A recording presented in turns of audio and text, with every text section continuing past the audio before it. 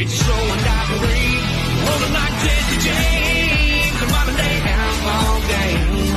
If you're out here riding with me, come on back and make some noise.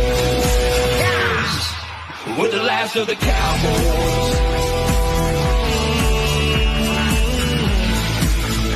Modern day outlaw gang. We're the last of the cowboys. We're the last of the cowboys.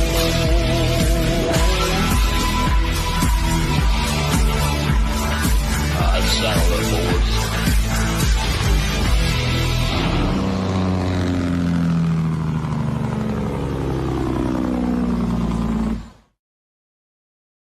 Welcome, everybody. Welcome to Left Lane with Lefty.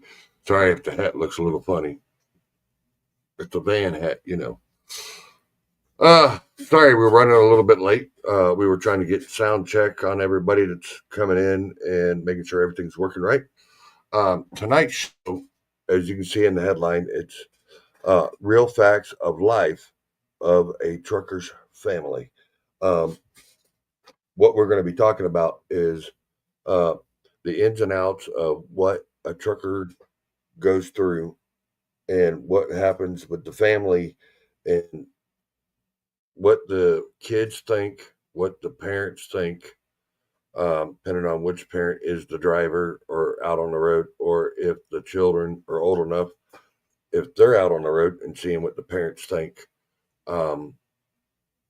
That's what tonight's show is going to be about.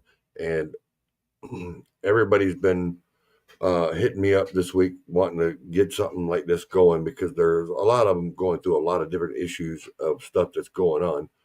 And so that's what we're going to be talking about tonight. We're going to be getting the hard facts of what type of toll it takes and what the drivers, depending on if it's man or woman, what they think while they're out on the road. They're thinking, hey, I'm in this truck because I'm trying to make sure my family has what they need, the money, the roof over their head, food in their belly, clothes on their back, what they need for school, different things like that to make sure they have what they need.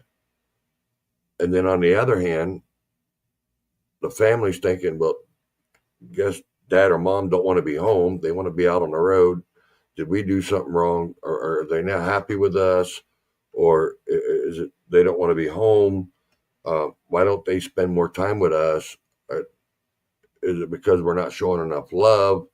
Things like that. It's going to hit hard tonight, guys, and it's going to hit some emotions. And you're going to see some drivers tonight that are going to have some emotions. Yeah, we're going to cut up. We're going to have some fun, but we're also going to be on this serious matter and serious topic to be able to get into this. So I got a bunch of guys that are in the background or in the backstage. I'll be bringing them on one by one, and we'll have them introduce themselves, and then I'll bring them all on, and then we'll all start the conversation. But before we do, we'll get into the messages. Look at this. Well, hello, Miss Day Colopy. She says, howdy, y'all. Mr. Glenn Calais with his two-piece fingers. Hey, man, we know that's the only two fingers you got left playing with that chain steering wheel you got. So just remember, wear gloves next time. You wouldn't have that problem. Just saying that there, you raging Cajun. Love you, brother. Day says, here's another one. Day says, it's a double-edged sword, and it really is. So we're going to get into this topic. And like I said, anybody can join. If they got their kids that have feelings and they want to express it, they can click the link. It's on Left Lane with Lefty. It's on my main page, the group, or not the group, but it's on the main page. And you can go down and click on the link and join into and be in the studio with the rest of these guys. I want to be able to hear from the kids, the wife, the spouse, and that right along with these guys to be able to explain how they feel in their situation. So this way we can get both sides of it. And maybe we can get the kids and the wife to understand, and then we can get the driver to understand how the wife and kids feel. That's what this is all about tonight. So on that fact, let's get this show rolling. We're going to start with the first one we have, first guest tonight. Mr. Flying Dutchman. Well, not flying, but I mean, he could be, depending on if he's riding a skateboard too hard. But let's welcome Mr. Dutchman. Evening, folks. I'm Mike, usually out of Pennsylvania. What's up, Mr. Dutch?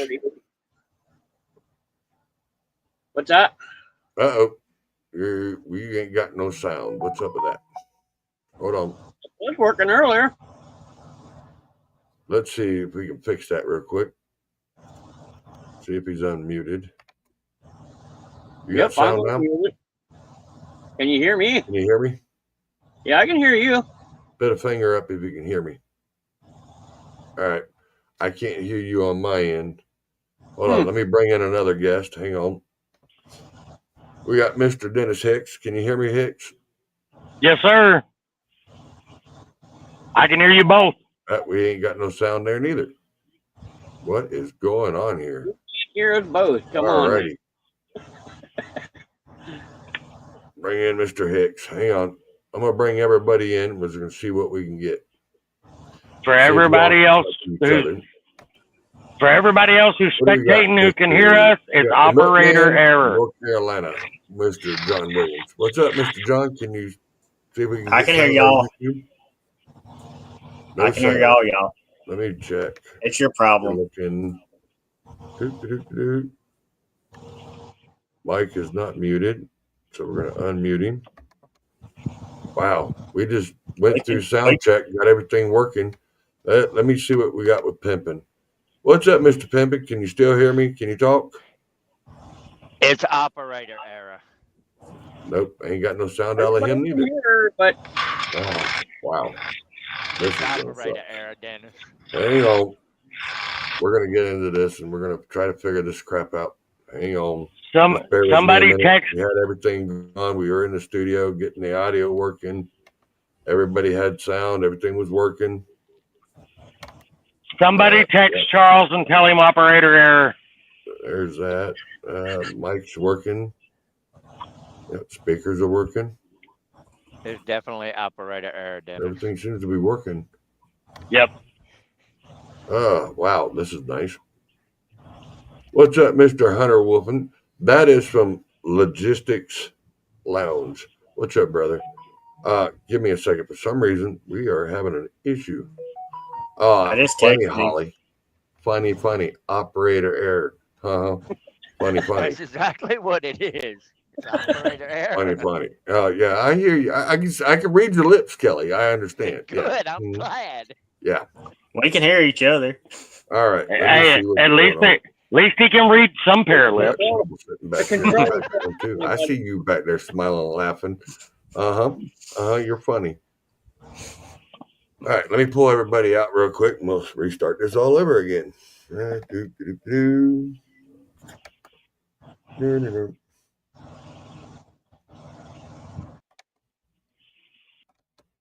All right. Now, I don't know what's going on. We've just been sitting here for the last 30, 40 minutes trying to get sound check, getting everything working. We had everything right. And now I go back on, go live, and now we're having issues again with the sound. All right, so yes. There we go. There's that. All right. Let me see something here. Hang on.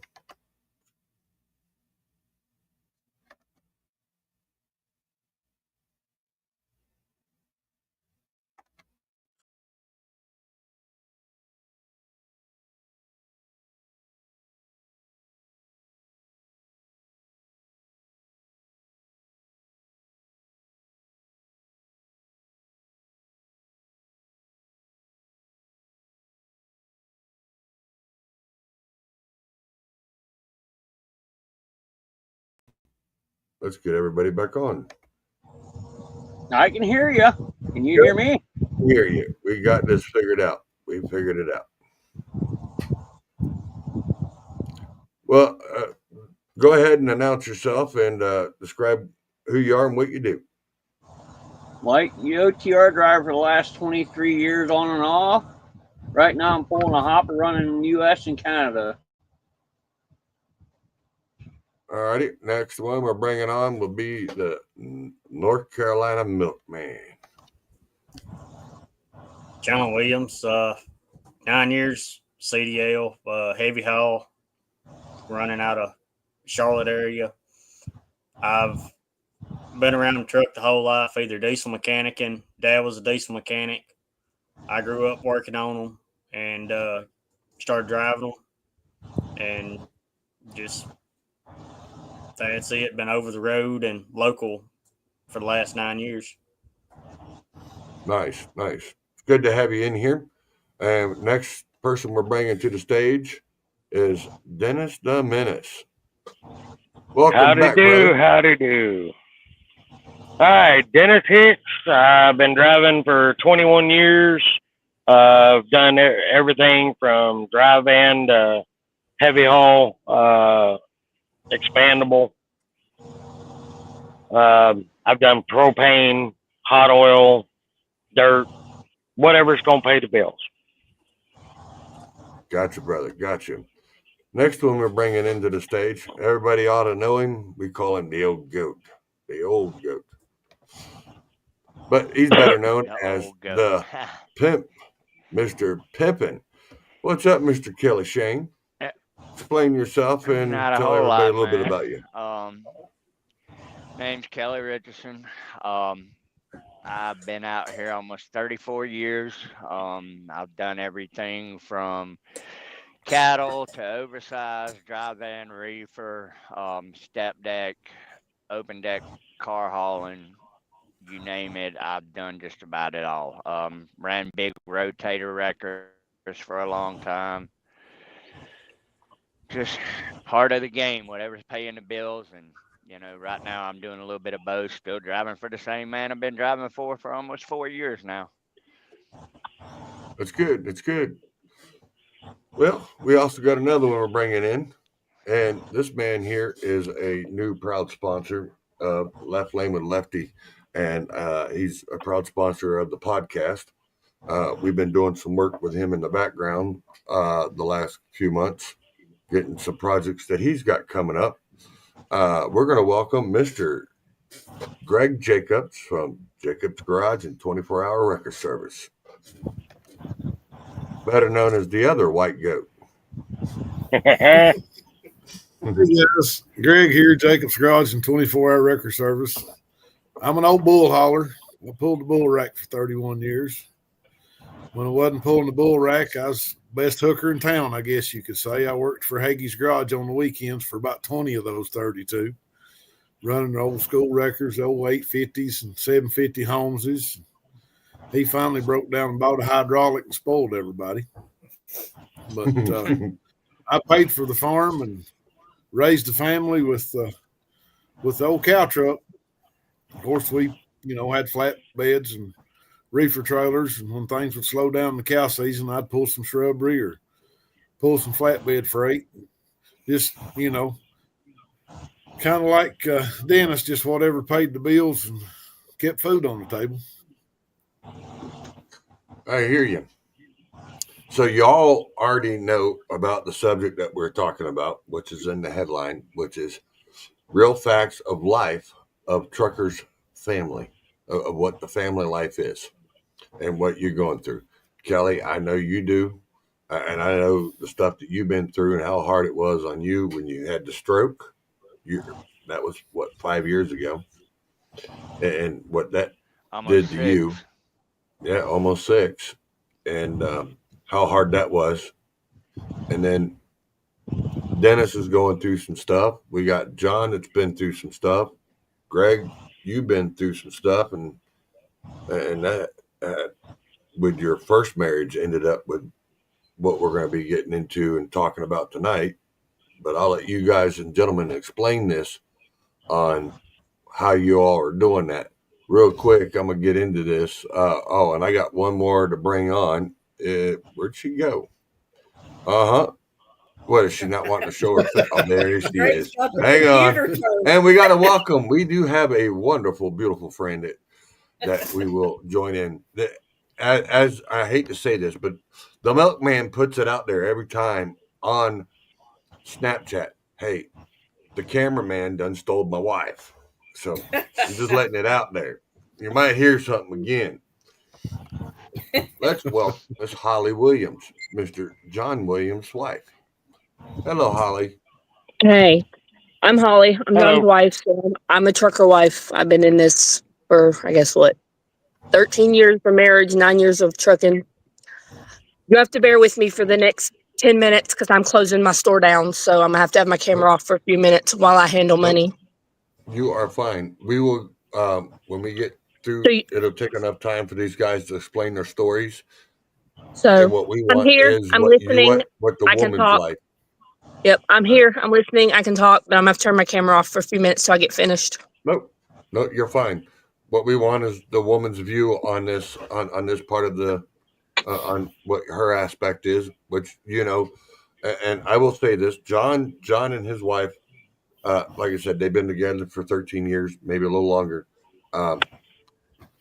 And I'll let John explain it, and he can go through his story on how he wants to. But I'm gonna get over here real quick to some of these guys real quick. We got chats that are rolling up in here. Kelly Glenn says you need to call him. He's got something that he wants to show you. I've already seen it, but he's got something he wants to show you. Oh, you're gonna love it. But I ain't saying nothing else. But Raging Cajun. Mute her. You know your brother from another mother. My little bald-headed buddy that drives the white Volvo. Yeah, the one that drives the white Volvo. That's right. Yeah. What's up, Mr. Diesel Boy Art? Appreciate. Hey, yeah, mate. It has been a while. I am feeling pretty decent. I'm still working, trying to get things done. As you can see, we're trying to kick this back in full gear. Was it? Oh, you're going through a divorce now. All right. So I mean, this topic is going to hit with a lot of people, and it's going to be really well respected. Mr. Will Cook, welcome in, brother. Glad to see you're in here. I cannot. Yes, sir. Can you mute her real quick? Yeah, I can do that real quick. That ain't a problem. Mute herself. Oh, no, yeah, she already muted herself. That's good. Yeah, I was gonna say she can mute herself. But Mr. Will Cook, he says a driver's perspective, and it is. But we put it this way for the family because we want to see what the family's got to say. And like I said, kids, wives, and whatever are welcome to join. They can go to the link on Left Lane with Lefty, the main page. You can go over there and find the link, or you can go over to my personal page, which is Charles Bundy. It's down in, should be like the second or third comments down in there, and you can click on the link there to join. The more the merrier. The more we can get into this subject, the more we want. Another thing I will ask is if you please could like, share, and comment this out for me, please. That way I can get outside of the Facebook jogger, out of their algorithm to where we can actually do a little more and make a better impact on things. So yeah. My wife won't be coming on after all. She's got to be up at 4:30. No, but that's fine. So on what we were talking about is Dennis, would you like to start this off on what your feelings are, what you got going on? Yeah, let me get my dog to do something other than kill my legs. Come on, get out. Get over there. He thinks he's a freaking chihuahua when he's standing in the middle of my thigh. Well, yeah, don't you know? I'll do that. Oh, we. Yeah, he only weighs like 68 pounds. Me likey that, Glenn. Me likey that. Yeah. Oh, no. It's still a Volvo. It's just a different color. Yeah. Yeah, but I like that. Yeah. All right. So in order to attempt to stay on topic, all right, I've been driving for 21 years. Me and my wife have been together for 23 years. We got married maybe a month and a half, 2 months after I started trucking. So we've literally been married my entire trucking career. One of the biggest problems, if I was to put it in a nutshell to give everybody else time, I can always add in things here and there later. But one of the biggest problems that I run into is that when I'm out here on the road, my goal is to do everything I can to provide for my family, which is, as we all know, it's a very logic-minded thing. You know, you're not out here to be in your emotions, you're out here to perform. So the majority of what we do is logic-based. So with that being said, I'm out here on the road. I'm out here, you know, for weeks at a time. I come home. I am completely content to just be at home with my family. Problem is, my family have been stuck in the same four walls I've been looking forward to. They want out, and I kind of fail to do anything to incorporate with them or to get out and do things with them. The other problem I have is I have a real hard time being in touch with my emotions. You know, you get so used to the logic-minded stuff, and you got all the pressures of the bills and the freight and all that stuff. And then you come home, and then you hear about all the bills that you did or did not make. It just keeps that logic going. And like my biggest problem is I fail to bring my emotional self to my family when I come home. I fail to value them, their love, their emotions, their feelings. And it's all but destroyed my marriage numerous times. My wife spends a lot of time feeling unloved and unappreciated. My kids feel like their dad don't want to be at home, or when I am home, I'm not putting the right emotion forward. I'm not, you know, they're both football. My last two kids play football. I miss a lot of games. I might catch one or two games in a school season. That's very hard for them because they only got like 9 or 10, and dad only makes it for 1 or 2. Emotionally, that really screws them up. And it's not, I mean, I love them. On you too. Oh yeah, it's hard on me, but you know, it's easy for me as the dad and the driver and everything to put my feelings into it.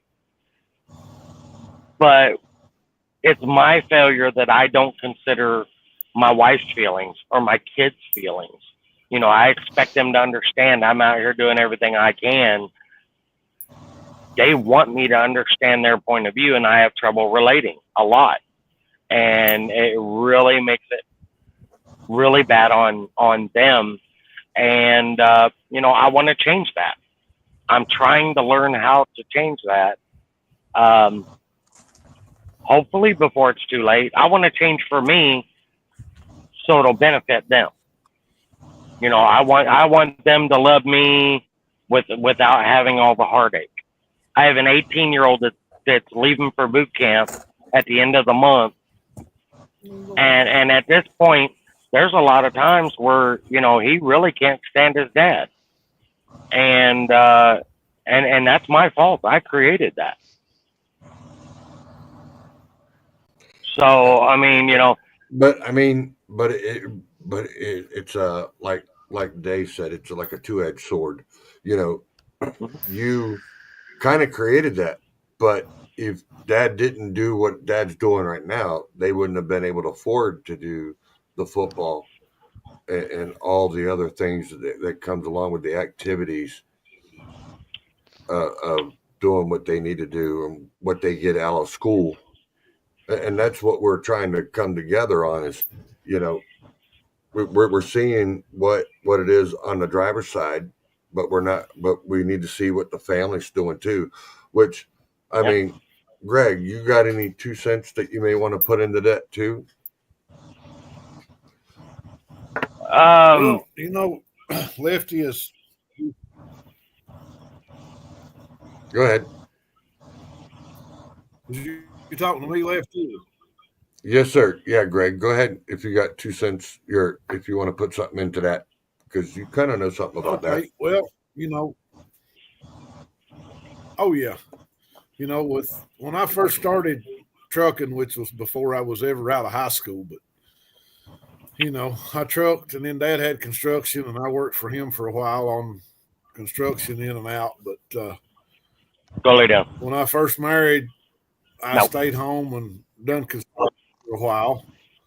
But you know, that didn't work. So we decided to go trucking again. And with Dad bought trucks and I started back with an old T600 pulling cow trailer running what I called the milk run. I run all over the Carolinas and pick up cattle 6 days a week. Come home on Saturday night, service the truck, work on it all day on Sunday, and go back out on Monday. So that was the demise of my first relationship. You know, she didn't like a truck. She didn't want to get in a truck. She didn't want to go nowhere. And, you know, thank God we didn't have any kids, but, you know, that didn't work out. And then later on come along Shannon here. Of course, she were grade school sweethearts to begin with. And, you know, somebody asked me a while back how I got a good looking woman like that to stay with me. And I said, well, we're put together when we're pups, and she didn't know any better. But, you know, it takes a tough woman to be a truck driver's wife. It really does. It takes a tough woman to stand behind a truck driver because, like you, Dennis, when you leave out, I would leave out and be gone 3 weeks, sometimes 3.5. Come home long enough to throw my dirty clothes in the house, take a shower, eat a bite at home, get back in the truck and gone again, especially when cattle season was running heavy. And our son Dalton, of course, he's my stepson, but he's my son. I raised him from the time he was a little guy. And, you know, the old song John Anderson sings, I wish I could have been there. And I thank God I had a wonderful dad myself because he would take Dalton with him. And he was kind of Dalton's father figure. When I was on the road, he'd take him to the horse sales and go to horse shows and things like that. And you know, I've even in the tractor and trailer come up through here in Virginia somewhere and load. They'd call and say, hey, I'm going to be at Kingsport Stockyard. Well, you know, it ain't 20 miles off the interstate to go down that way. And I'd run by the stockyard just so I could see Shannon and Dalton and hang out with them for a couple hours at the horse sale, then go on out. And, you know, watching the kid grow up that way, it's tough. It really is. But at the same time, if I hadn't have did what I did, I wouldn't be where we are now. The farm's paid for. You know, we have what we need, no problems. Dalton's grown, got a family of his own. He's a manager at Hatco Flagpole Company over here in Abingdon. I taught him the auto body technique where we build trucks and stuff on the side all the time. And he just grew into a wonderful man and got a great family himself. And I thank God that he never decided to get in a truck. You know, he stays at home. He loads a lot of trucks. He likes trucks. He comes down here and hangs out. And Weston, my grandson, he's going to be a record driver. That's what he says. But it's tough. It's tough to be a truck driver and raise a family when you got to be on the road all the time. It's really a tough job. But at the same time, the woman on the other end has to be dedicated to that lifestyle. If she's not dedicated to that lifestyle, it's not ever going to work, guys. Yeah. Yep. My wife completely and totally hates trucking, and she's even said so. You know, it's not so much that she hates trucking. She hates who I became as a truck driver because I was not the way I am now before trucking, and that's a common problem. And as much as I try to do differently, the pressure of the bills and trying to make sure that I'm doing the best I can for them, I lose sight of doing the best I can with them. If that makes sense to you. It does. 100%. It does. What? How's that? Is that about the same with you there, Dutchman? I mean, Yep. you guys running in the same situation too? On the occasion. I mean, I know your son gets to go with you every once in a while when you were hauling the broke down heavy equipment. Because I had him as a cameraman 2 years ago at Matt's, which he's a great kid. Really, really greatly respectful, loving kid, and I appreciated his work. But not everybody is able to do all that. So, I mean, give a little bit on yours. I mean, how's that life? Does yours coincide like the rest of these guys, or is it a little different? Because I know you said your wife is a driver too. It's a little different because my wife drives school bus and actually works at a produce market cutting up produce. Mm-hmm. And the only reason she had to take those 2 jobs is the last job really didn't pan out so well. We went backwards faster than what we ever went forward. Been there and done that. Now we're Yeah, finally definitely. daylight again, and I'm not used to coming home to an empty house, and that kind of takes a toll on me. Kids ain't there, the wife ain't there when I get home.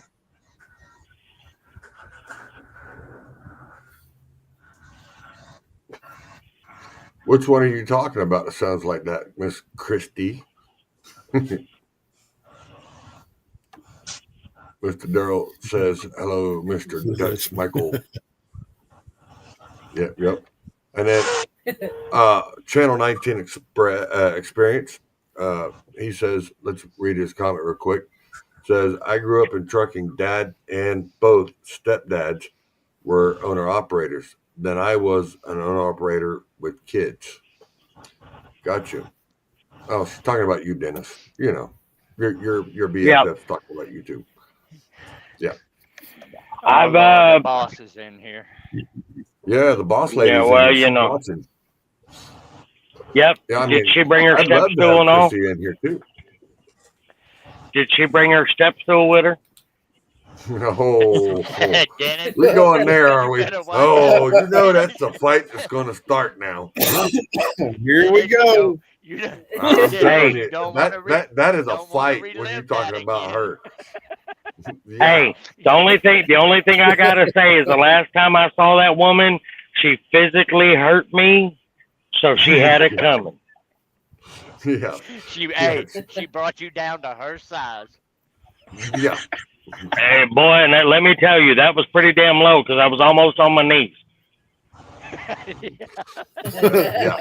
And I ain't even a tall man, just compared to her.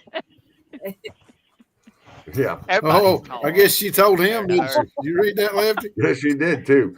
This That's is all right. an ongoing battle with these two. It is. Whatever. My wife sat there right with everybody else, just laughing her butt off the whole time I'm being abused. Being tortured. Being tortured. Yep. Getting beat up by a midget. Right?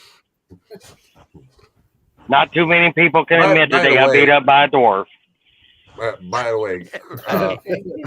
the way, Greg, Christy is Kelly's wife. So yeah. Okay. So them two can pick on each other like that, but it's a running thing with Dennis and Christy. It's I won't repeat what he said because I like to be on the other side of the fence because I got video footage that I do not want to have to replay, and I don't want to be part of that because I felt that through the camera. The only thing I can tell you, I heard him say something. Go ahead. All right, let me give you the best example possible. You know how when you're holding a newborn baby, and you know how like a newborn baby will turn around and grab your finger, and you can pull your arms all over the place, and that baby is not letting go. That is the way she was holding on to my rib cage with her fingernails. It was rough. Yeah. Yes. It was rough. But she was nice enough to apologize to me the next day, though. She was. That was only because she thought you needed stitches. but I bet you won't mess with her.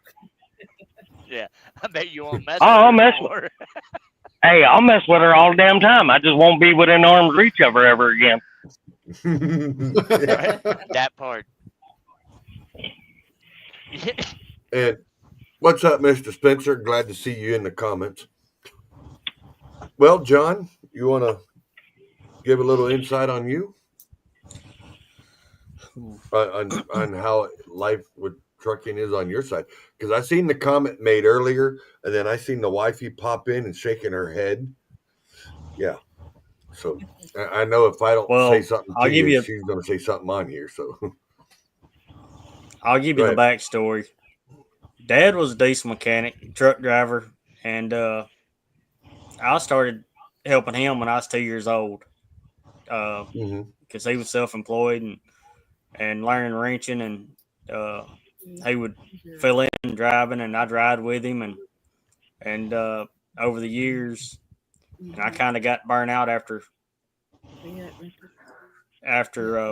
doing it for a while, and got the CDL and started driving. And I went all over the country. I moved the family all over. She left everything behind, and we moved. We went from Arkansas to Montana to Texas and North Carolina, and it's been a tough battle. And I haven't been the father figure I need to be, but the kids asked me one time, says, Dad, what do you got to do to come off the road? You need to be home more. And that really hurt when we moved out here. I called the boss up, said, I got to quit. And I went back turning wrenches. But she despises me turning wrenches, so I'm back at it. And a year ago today, I was working out of Macon, Georgia. I called the boss up. I says, I can't do it anymore. I'm fighting depression on the road. And I come home without a job. And got back turning wrenches. Got insurance. Got help. And from about September to a month ago, I was on depression meds. In March, I doubled them. Because that was a year of losing Dad. And recently, a month ago, I come off of them completely. And doing great. I've got one of the best companies I'm working for. They back me up. I got the family and the wife to support me. Home most every night. Yeah, and you got some great kids. They're really great. I mean, I've hung out with your kids over the last couple of years with you and your wife. I've really had a good time at Mayberry with them. We started dating 13 years ago. I don't personally have any kids of my own. And the kids, Dad ran off to go get milk, and I come back with it. So that's how I got my name, the Milkman. And but I, raised them as they are my mom. Yeah, but your kids, those kids really do show you a lot of love. And I've seen it. And so does the wife. The wife she really does, even though you mess with her and say she's I keep stealing her, but I don't. It's only because she likes playing with the cameras. That was my April Fool's joke in 2014. We went and got married, didn't tell nobody, and then nobody believed us, but we're still together after 11 years. Hey.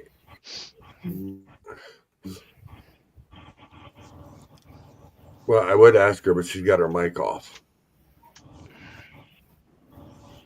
I can talk. So, how do you feel about it with him when he was over the road and then Now he's come back off the road. Now he's back doing what he's doing. What's your feelings? We want to know what the other side of the fence is. So I was previously married to a mechanic. It was a very toxic domestic violence situation that I took 2 toddlers and left, which involved me having to leave state to get away from him, because as long as I was in state, I would keep going back. I moved with family, but it wasn't the best situation that I was in even then when I met John. I'm not an OTR wife. I was never meant to be. I grew up not wanting to marry a military man, not wanting to marry a truck driver. I wanted a husband that was home.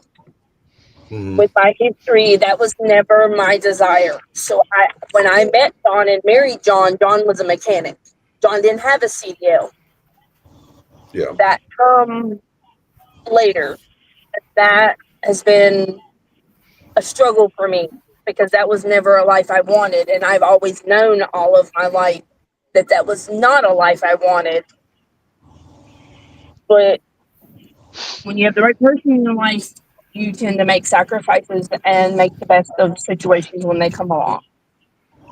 I moved out of state to be with family to get out of my domestic violence situation, and met my husband. He was a 21-year-old bachelor that was self-employed and had his own place. I had 2 children that I was eventually going to have to fight for, needed a safe place for my children. And I was lucky when God put him in my life. He grew up and he took us in, no questions asked. Very early in our relationship, like months. We met the day after Valentine's Day, and by Mother's Day, we were living together full time. So, like, he instantly off the bat started making steps to be able to have small children in the house. He went and bought a gun safe. He went and bought them bunk beds. Like, it was definitely a thing. But we were living in Arkansas. We were not making ends meet, and he decided he wanted to take a job in another state. And I agreed to follow him, no questions asked. At that point, we had been married about a year. It's been rough, because we were there for about the first year there. He was still a mechanic, and then he eventually got his CDL. And straight off the bat, getting his CDL, he went over the road, or mostly over the road, gone more than he was home. Yeah. And it's an adjustment. It's an adjustment, because here I am, not only having to adjust to a life that I didn't want, but with 2 small children in a state where I don't know anybody, where I'm on my own. Yeah. So it's also been a long battle, because I was in the healthcare career and eventually ended up giving up my healthcare career, so that he could pursue his and be able to take care of my children. It's a battle. It's definitely been a battle for all of us. My kids, unfortunately, because of their genetics, suffer from a lot of mental health problems. It's not fun dealing with those things alone. It's not fun trying to be the only one at home that can handle these situations. I went from, having a partner, when my daughter was little and she got sick because he was self-employed. I was working in nursing. I'd go to work and he'd stay home with the kid. Yeah. There was many a times that he stayed home with my daughter when she was sick, and I had to be at the nursing home taking care of people, because I couldn't just call out. So having to take on that burden full time is not an easy task. And it's not an easy thing to do. It's definitely been a battle. My children were going through severe mental health, depression, anxiety, and then finally look at Dad and they're like, "We can't do this. You need to come home." if you don't come home, we might not be here for you to come home too. And he did. And these are not his children, but he did take them in and make them a promise, and he come home because they asked him. They were like, "We can't do this. You have to come home, or you're not going to have kids to come home to," because they were in a bad place, and it wasn't something that I at the time could no longer do alone, and they knew that. Yeah. It's not an easy life. A lot of us don't go into these relationships wanting this, and then it happens. I always joke, and my family jokes, that I married a gypsy. My husband is more happy on the go doing things. He is that person that will drop everything and randomly decide, you know what, I want to go on a trip. Let's pack a bag and get on the road, and we'll figure out where we're going when we get 2 hours down the road. I'm not. I'm a planner. I need to know what's going on. I need to whatever. So Gee, Greg, that sounds like your secretary. It's definitely a lot. It's definitely a lot harder, and it's definitely an adjustment. You know, there at one point, being OTR, he was home one night a month if I was lucky. There were points where he was gone for months at a time, and we might get lucky and he was passing through the area, and he'd come home. He'd get home at 10 o'clock at night, sleep in the same bed as me, and 4 o'clock in the morning he was gone again. Kids wouldn't even know he'd come home, but he at least made that effort when he could. He worked for people that would go out of. We've been fortunate with most of the people he's worked for that would go out of their way to find a load coming through home, so he could at least come home for a night or try to come home for his 34-hour reset, especially when he was OTR, which makes a difference. But I'm an emotional needy person, and you don't get those emotional needs are not met. It doesn't matter how much you talk or how much you connect or how much you whatever. Like, your emotional needs are not met, which is a hard thing for a lot of women because women are emotional needy people. I knew that I was emotionally needy, which is why I never wanted this lifestyle, but I loved my husband, and I've made the sacrifices and the adjustments. We've come close to walking away from our marriage more than once. There's been some dumb decisions made, stupid things done, but at the end of the day, we loved each other. We loved our kids. My kids loved him, and it was worth fighting for and figuring out.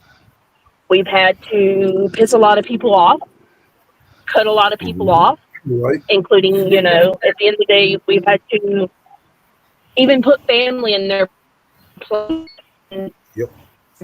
Max when our families didn't. Yeah. So it's not easy. It's not easy, especially I think with us.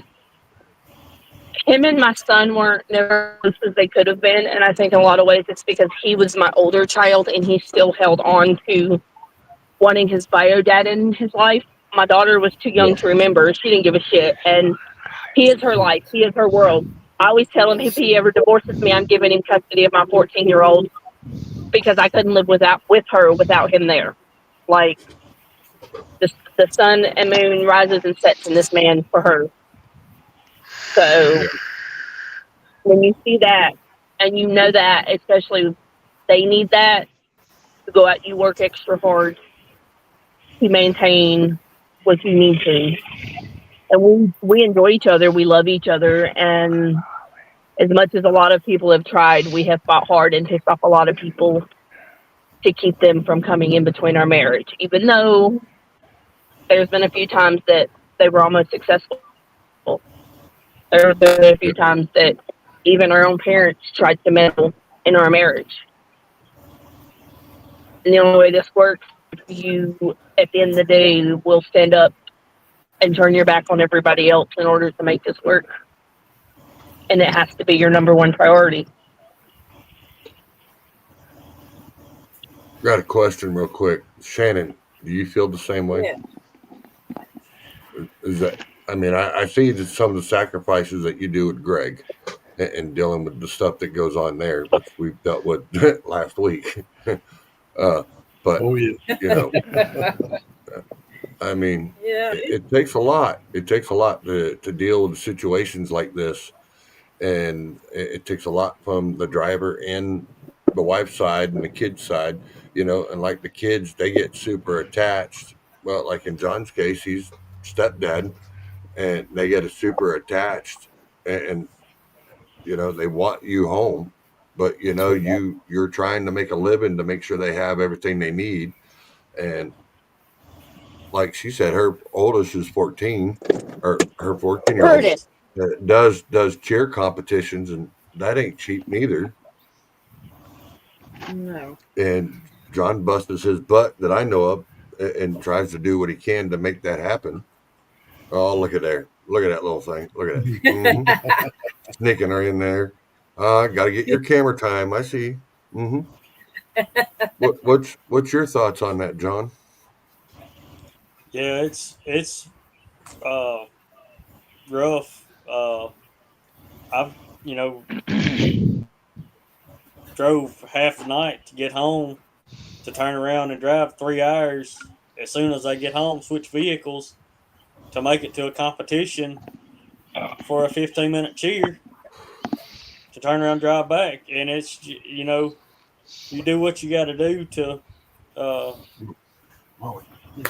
show up, just to let them know that, hey, I'm still here to,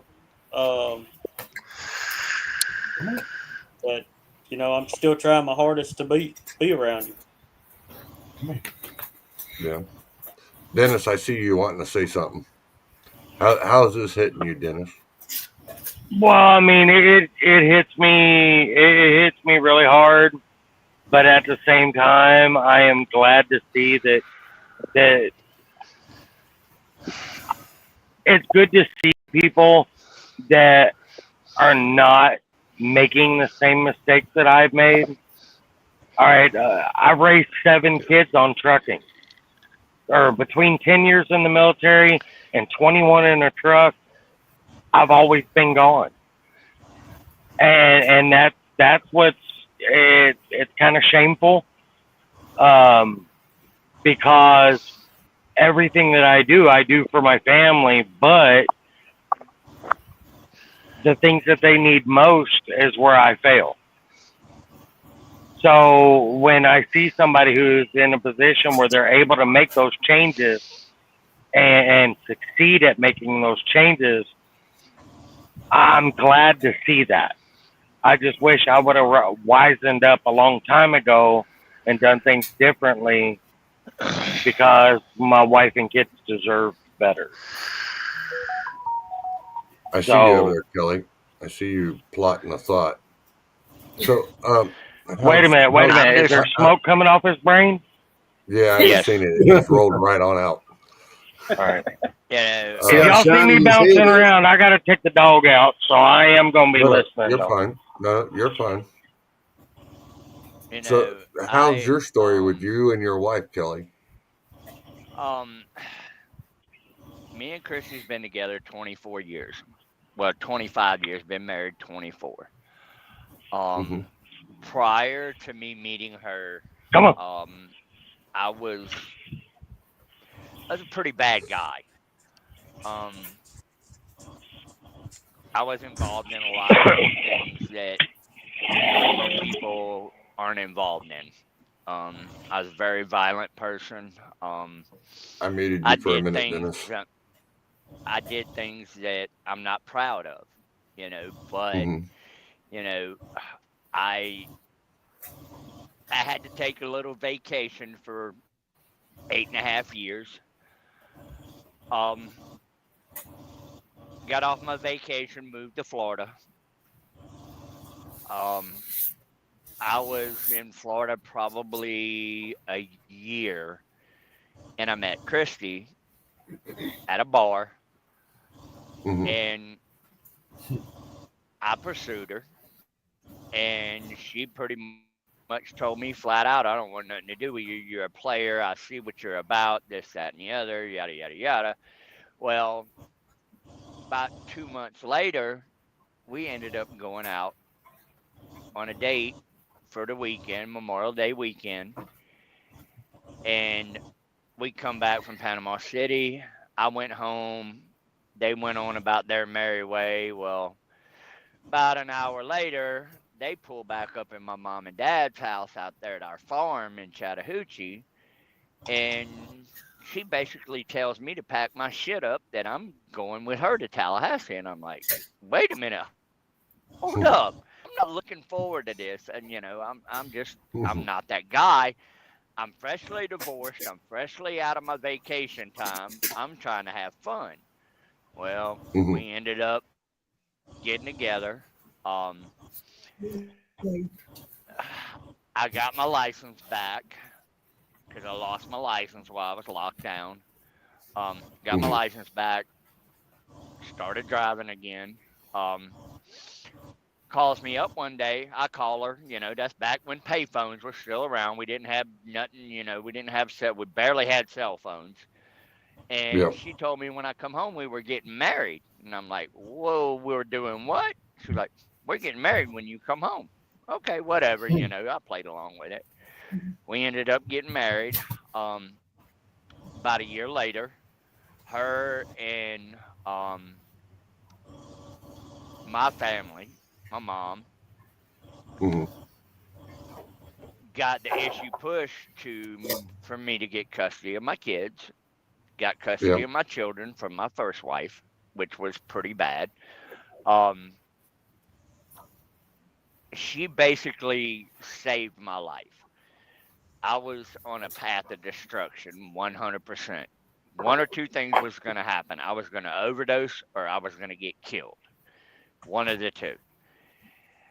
She got my kids. She helped me get custody of my kids. She raised my children from my first marriage as her own. Yeah. She didn't have to do that, but she did. Well, but prior to that, we found out she was pregnant. That was a whole big debacle because I had went when my son, my oldest boy was born. Yep. I ended up having a vasectomy done. 3 kids. I'm 20-something years old. I'm done. No more children. My wife went through pretty dramatic things in her life, and she was in a very abusive relationship when I met her, and I basically told the guy, "I'll kill you if you put hands on her again." Well, she ended up getting pregnant. She was on a truck with me when we found out she was pregnant in Colton, California. She rode on the truck with me. Then that's when we got custody of my children. She raised my kids as her own. Cheyenne was born. I mean, you've met my kids. You met Kelly. You met Cheyenne. You know. She stood by me when most won't. I relapsed about 5 years after we were married, and I relapsed bad. And she gave me an ultimatum. She said, either it's me and your family or it's your habit. And I put it down, walked away from it, been sober ever since, never had a problem. Trucking has put my children through college. I've got one that is a doctor. I've got one that just graduated a Cheyenne. weeks ago. Cheyenne, she is a respiratory therapist. My son, put him through military, he went to college. He is a warden for a juvenile facility back home in New Orleans. It's been tough. I know it's been tough on you the last few years too. It has been. 5 years ago I had a mini stroke, what they call a TPA stroke, on my anniversary. I don't remember any of it. I remember walking out of my mother-in-law's house. I remember sitting down on the swing in my mother-in-law's house, and I remember waking up in the ICU. Um, don't know what caused it. It caused neurological damage and some other things. I went into a deep depression because I couldn't do anything. I couldn't do the things that I normally could do, and it sent me in a bad spiral. A year after that, to the day, I fell off a buddy of mine's boat and had a major head injury. Yeah. That spiraled it even worse. And, fortunately, I have to take medication every day just to function. If Yeah. I don't take medication, I'm a basket case. There's just nothing I can do about it. There's nothing that can be done to fix what happened. Now I'm, a year and a half ago, 2 years ago, I found out, my father, my biological father, was terminal. Hmm. Me and my biological father never had a very good relationship, never whatsoever. I've always been the black sheep of the family because of where my mom comes from and my mom's family having money and everything else.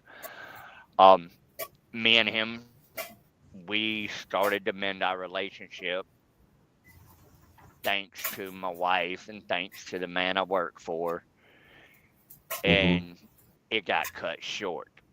I went and seen him in October 2 years ago, and December 1st at 5:30 in the morning, he passed away.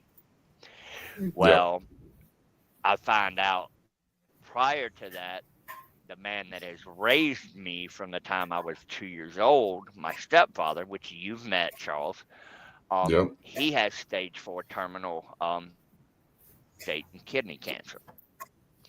So that just sent me in a bigger spiral.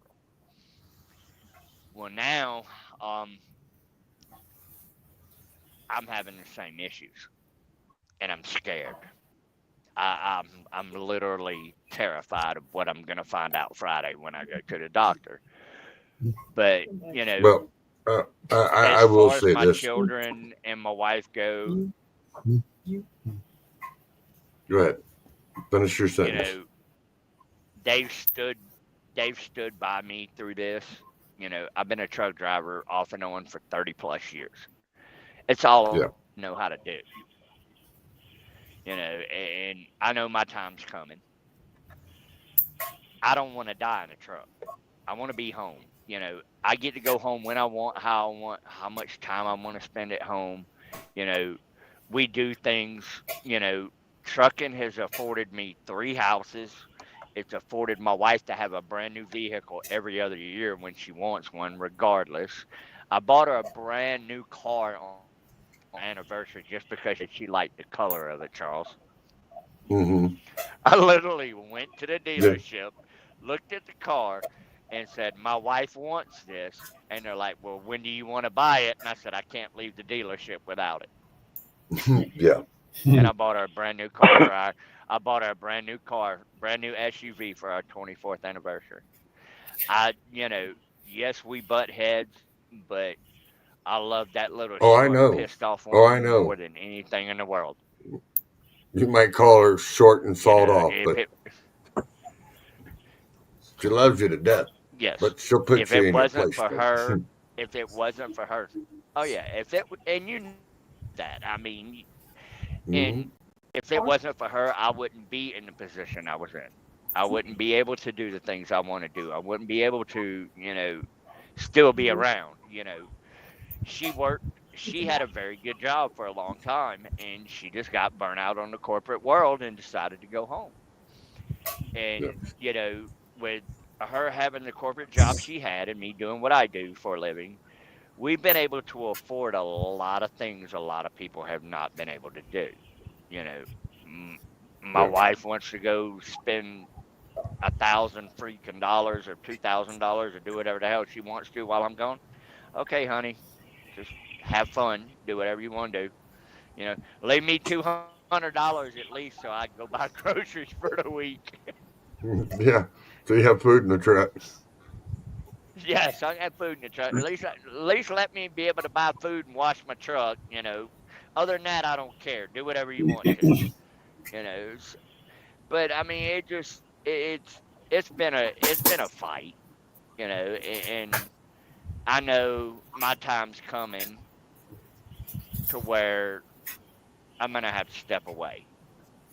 You know, Yeah. me and me, Which, me and the boss have talked. yeah. Several times And through the years. Oh, let's do you, it three more. Oh, let's do it three more. Yeah.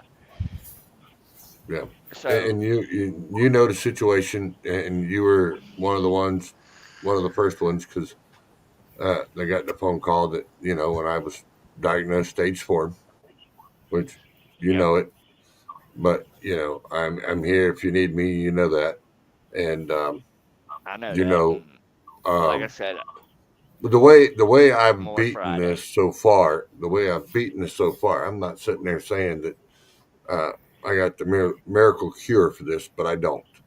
But the way I've Right. beaten this so far is I've kept my head in a positive game, and I've stayed around Yes. positive people that, like Greg.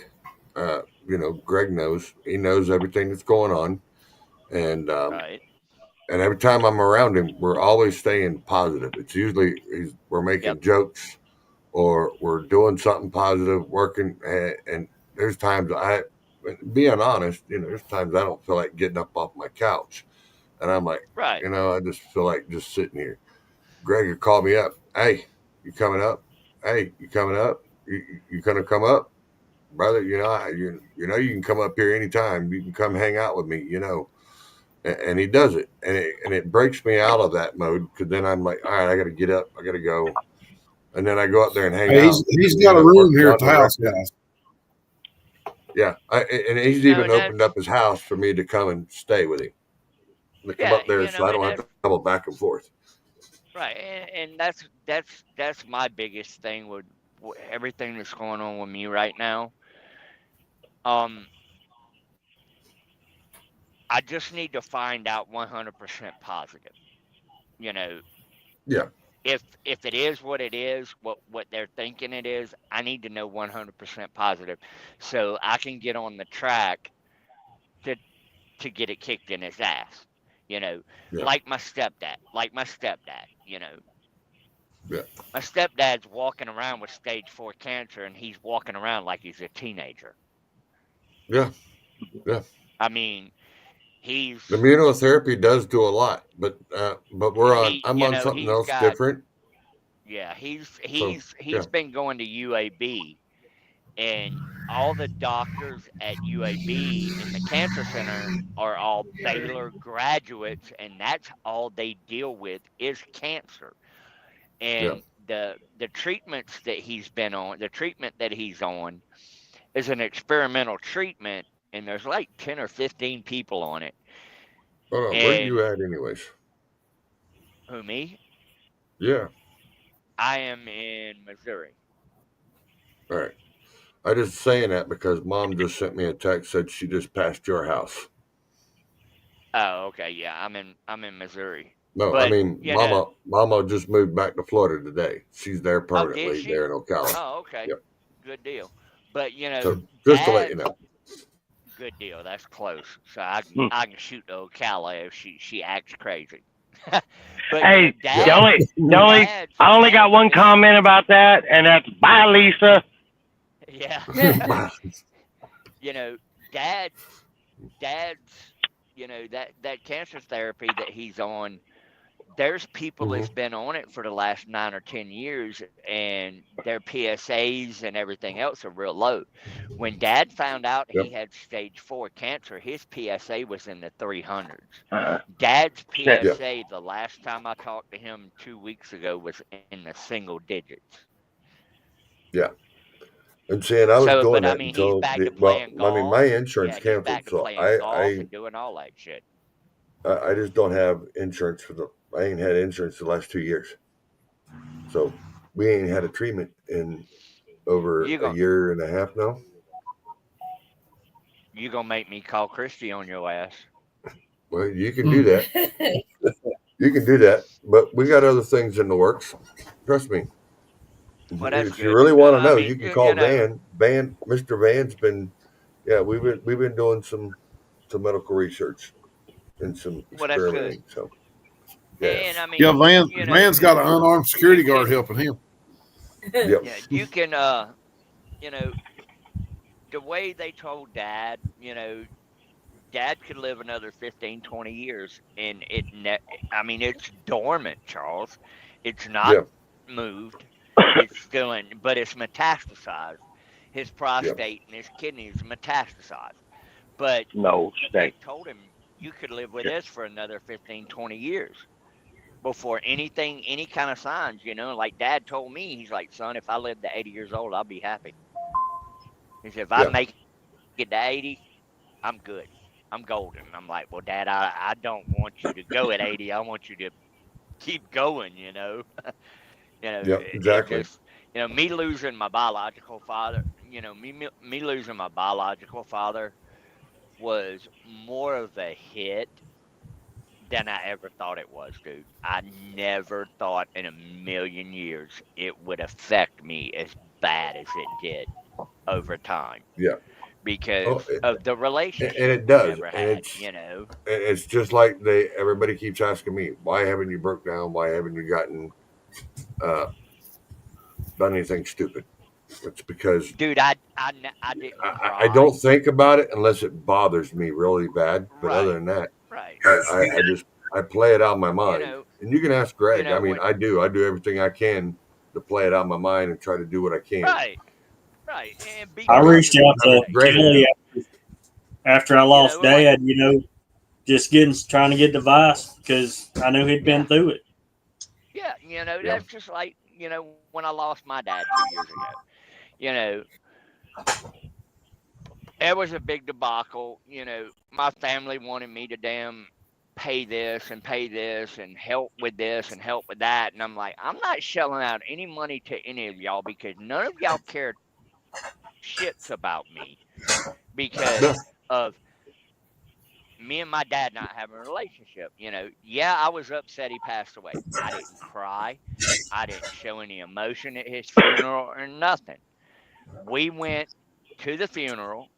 I went and stayed with mom and hmm dad. You know, seeing my sister, my cousins, family that I haven't seen in 20 something years on my dad's side. Went to the funeral, went to my stepmom and dad's house, hung out with my little brothers, the whole 9 yards, you know, never showed any emotion whatsoever. I walked yeah, out the house and I walked in the kitchen because I knew where my old man always kept his liquor. Walked in the kitchen, grabbed his liquor, walked outside, and I poured 2 glasses of liquor, one for him and hmm one for me.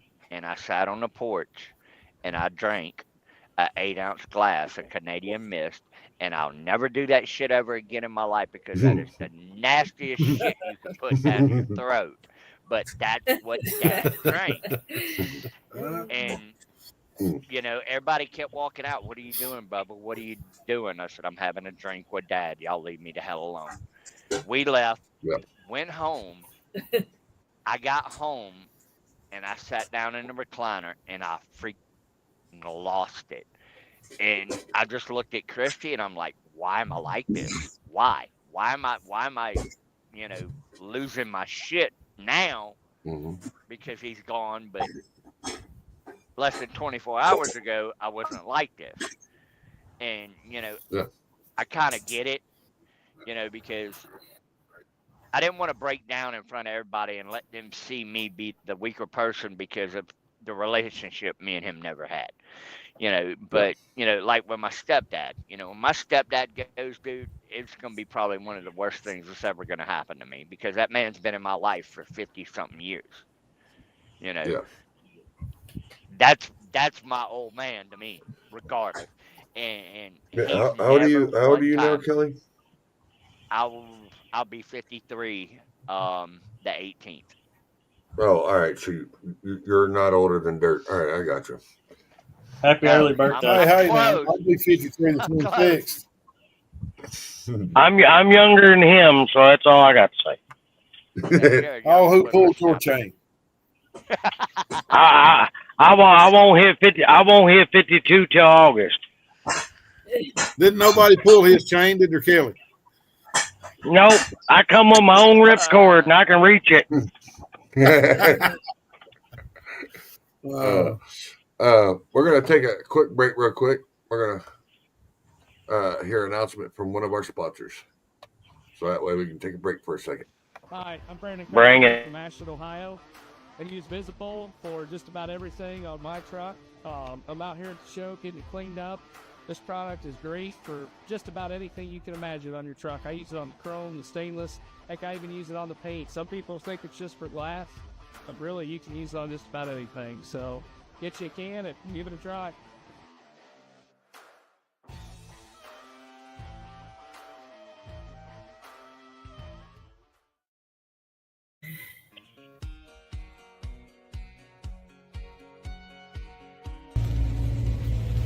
Jacob's Garage, 24-hour record service, Castlewood, Virginia, 276-202-9151. We are a 24-hour roadside assistance and record service. We're here tonight in Coburg, Virginia with the Tour of Destruction with the Monster Truck Show. This is our towing family. If you have problems on the road or need a tow, give us a call, 24/7. We are based out of Castlewood, Virginia.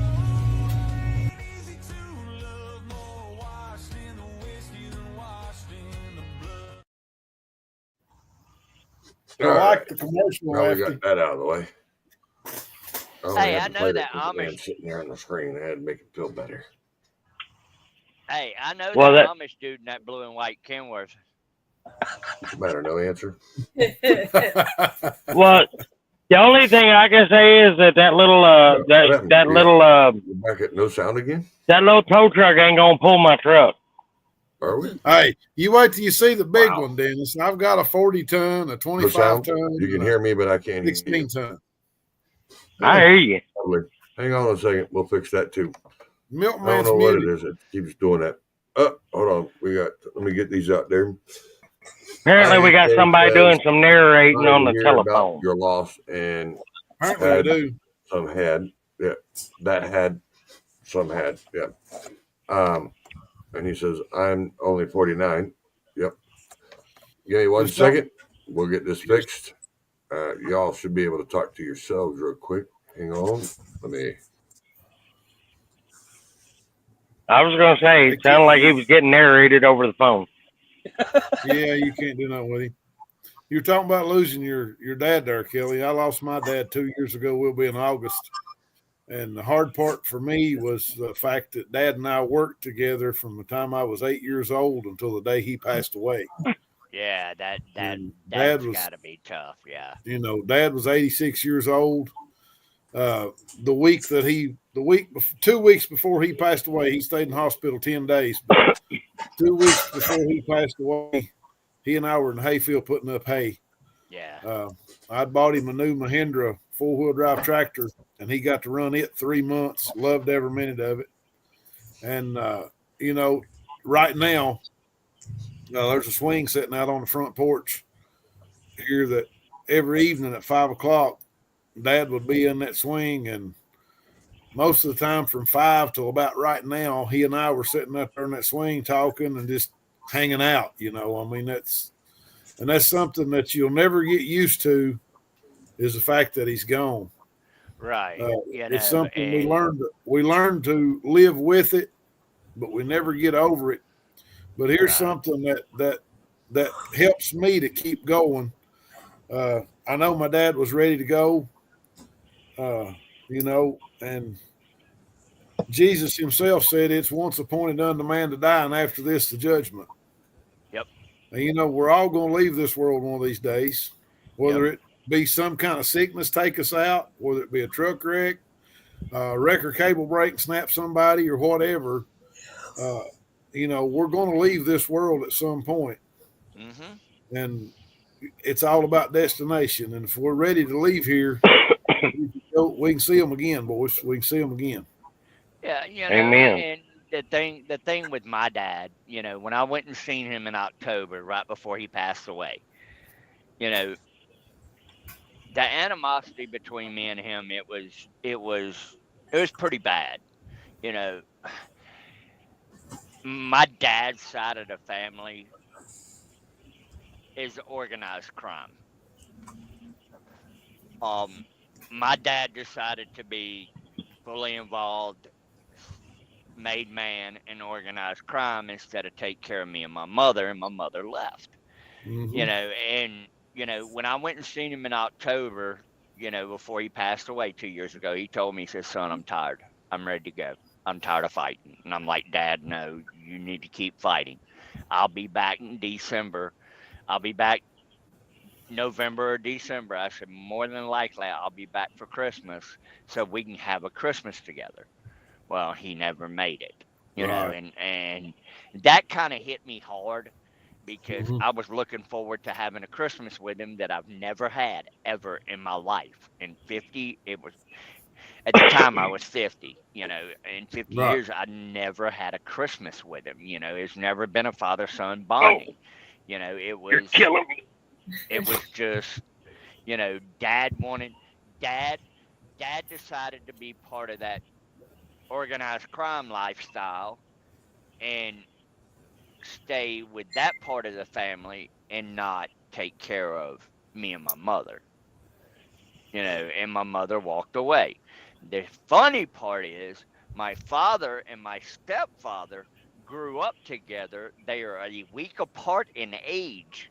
They went to junior high, elementary, and high school together, graduated together, played on the same baseball team, played on the same basketball team. My stepdad's dad, my papa, was their damn coach the whole time.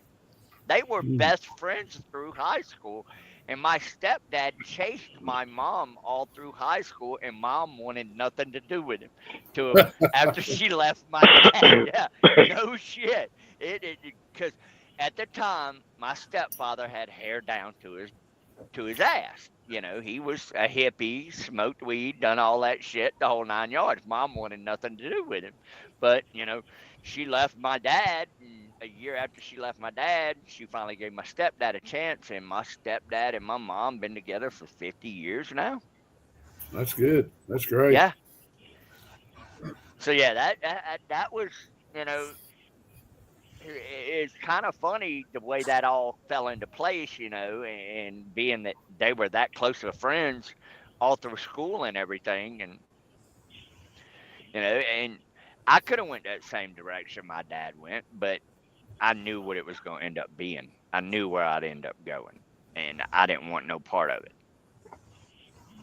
I Right. mean, it's like Well, John down there. John did. I mean, his dad just passed too. So It was, I'll give you a little backstory. August 26th, I come of 23. I come in, it's my birthday. I went and bought her a new car. She hated it, but we needed a dependable vehicle. I waited a week on a job, and they had nothing, dragging a tanker. So I went back logging. Made good money at it, home every night, and I was losing $200 to $600 a week on my paycheck, trying to provide for the family, and went back to driving tanker in January or February of that year, of next year, 24. I went and seen Dad March of 24. 2 weeks later, my sister called me. I was sitting in Cleveland, Tennessee. Finna go to Chi-Town. And she says, Dad's unresponsive. And about 2 hours later, she called back. He's in a helicopter headed to Fayetteville, Arkansas. Called the boss, 660 miles out. He says, "You taking a truck or you getting an airplane ticket?" And I got your load covered. I bobtailed all the way to Fayetteville. I got there at 3:30 the next morning. And he done come out of surgery doing good. The next evening, he realized I was there. I went and got in the truck to get some rest, and they had to keep him sedated the rest of the time. And I lost him Easter, the 31st of that year. I made it from Easter to a year ago today, and I parked the truck in the yard, and I come home, and it was a tough battle being out there by yourself on the road, and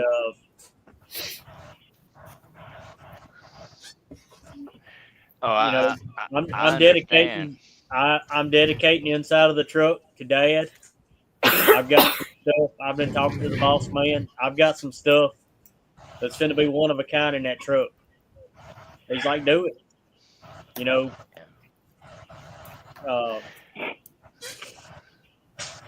I understand how you feel, John, with that. My dad, I was on the phone with my little brother, my middle little brother, the whole time while they were at the hospital trying to figure out if they could get him back home, because they wanted to take him back home and let him pass away at home, but the 15-mile drive was too risky. And I sat there and listened to it the whole time.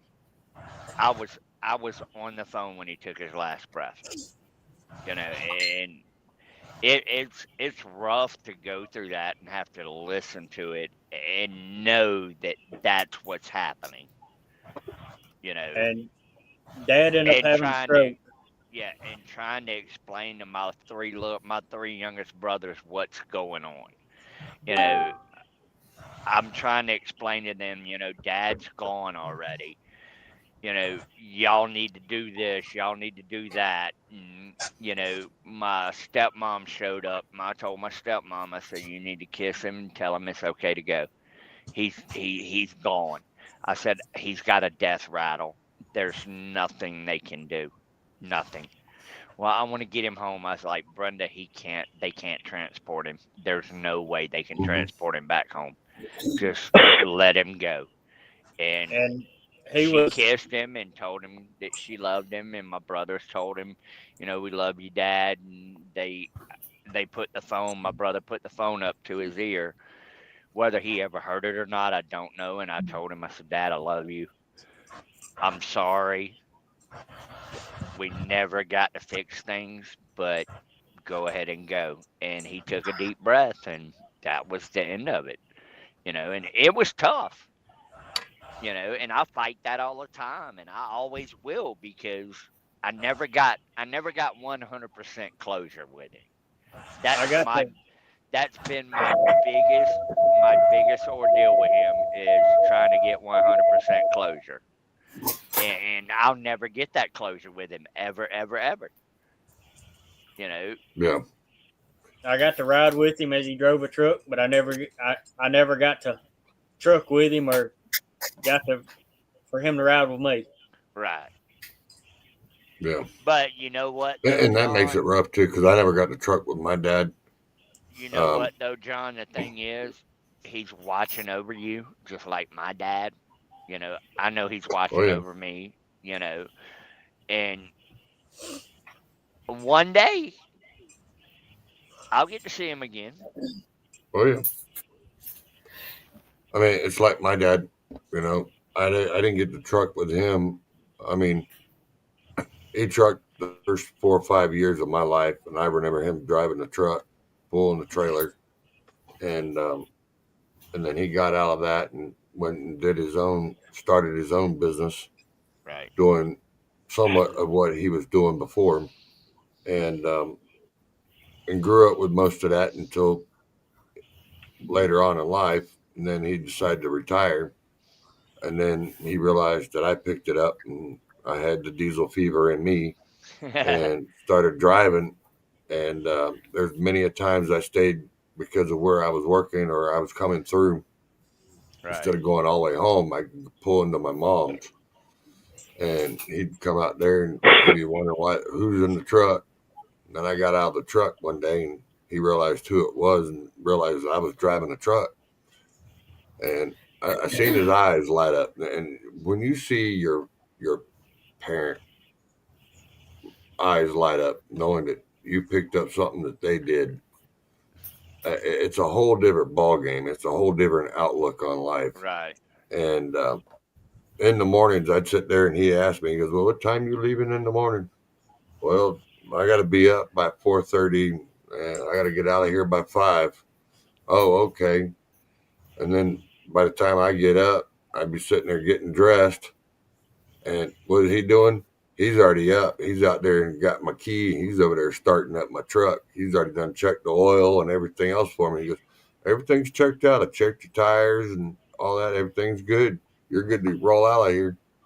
I said, well, you didn't have to do that, Dad. He goes, nah, it's just something I enjoy. And it was. I mean, it's just little things like that that you don't think is important at the time. But it was to him and it was to me now. Right. And I realized that, that was something me and him could bond together a lot better because I was driving a truck and he got to see the newer trucks and he got to see how they work. And he was able to get out there and look at that big motor. It wasn't a little motor. It was a big motor. I mean, most of the trucks that I drove all had 475 cats in them or the 550 Detroits. And I could never forget, he laughed his butt off. He goes, I ain't never seen a small Detroit like that. And I started laughing. I said, that ain't a small one. I said, that's 550 horse. Right. And he got a shock on his eyes like, what are you talking about? I'm used to playing with the 318 Detroits. He's used to playing with the big V8s. And, and he's sitting there going, yeah, that's a baby Detroit. Well, when you look back at it now, yeah, it's a baby Detroit printed at 318. It's a baby. In '89, Dad was working with Penske when Detroit started putting motors in the Penske trucks. And he had a couple drivers decide that they want to hook a computer up to it and try to mess with the motor. And, do an override, yeah. They had one come back in with just barely idle, done screwed it up, done hit the wrong button on the computer. Oh, wow. I found out when Dad passed away after the funeral and we read his will and everything. I found out that my biological father was a truck driver before he got involved in organized crime. Wow. I had no That clue. goes to show you it runs in your blood, guys.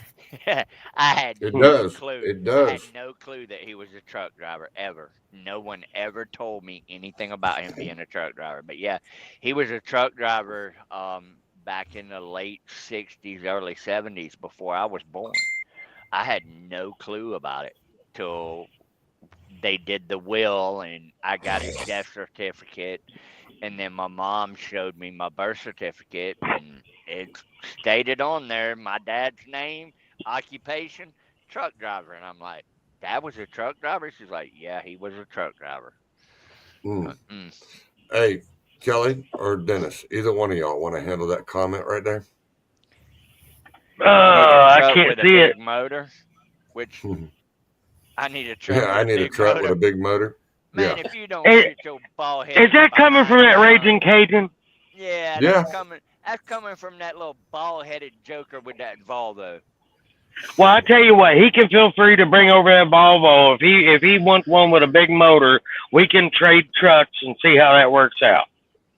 I mean, I'd be more. I bet you I come away.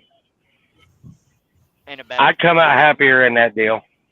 I mean, if he wants, I'll let him have this 605 that's in this Kenworth. I'll take the gears. I'll take that little bitty motor he's got. Well, when you see Glenn Clay, his truck is it's like an orangish red frame with the pearl white body. Yep. With a pearl white body, and it sits slammed to the ground. and he says it's a little 300. It's a little 300 with dual stacks. Yeah, with and 1100 he can horsepower. keep on smoking it too because I know better. We all know better. Yeah, But yeah. I think the last time we checked, that thing was pushing what 1,200 right horse, at Kelly. right at But 11. between 11 and 12. I think it's Yeah. 12 at the fly, 11 to the wheels. Yeah, it's like Yeah. 11 at the wheel. Yeah, it's a little bitty old, C12 Caterpillar. Yeah, little C12 man. Yeah. I told you that our diesel mechanic that Glenn says it's a little shiny pulled me 290. the other day. A shiny 290. Yeah, that 290 putting out some horsepower. Yeah, that's Hey, what don't he knock said. them old It's a shiny 290s. I can 290. get a lot of horsepower out of one of them. You don't No. want to set up. You don't want to set up this in this green and orange KW. I promise you. No. Glenn's truck is it's a C15 Cat that's been cranked. Yeah. And I mean cranked. Yes. Look, It- hey, It's I'll give you a little bit of a clue here, Greg. Since It's you got you're a C18 bull hauler and internals. you know how to run. It's got Right, C18. right. You know how far New Orleans is from Balenton, Tennessee? Mhm. Yeah. He did it in less than 3 hours with that truck. Yeah. Let me tell you a It's good got- one. It's got C18 internals in it. I put it to We- you like that. Yeah. We were talking about Dad's a while ago. Dad and I we run together for a lot of years. Mm-hmm. And I know you guys, Interstate 40, you know where the TA truck stop is in Sayre, Oklahoma, exit 24. Uh-huh. Yep, I know Yep. exactly where it's All at. right. All right. Any of you boys knows the trucking industry. You know how far it is across from there to the Arkansas state line. Uh-huh. hmm You know how far it is across Arkansas to West Memphis. Yep. Yeah. I pulled in at the TA and fueled up, come across the interstate to the trailer wash and washed the cow trailer out. I had a brand new 03 Pete C15 Cat 10-speed overdrive. That would, it would get it.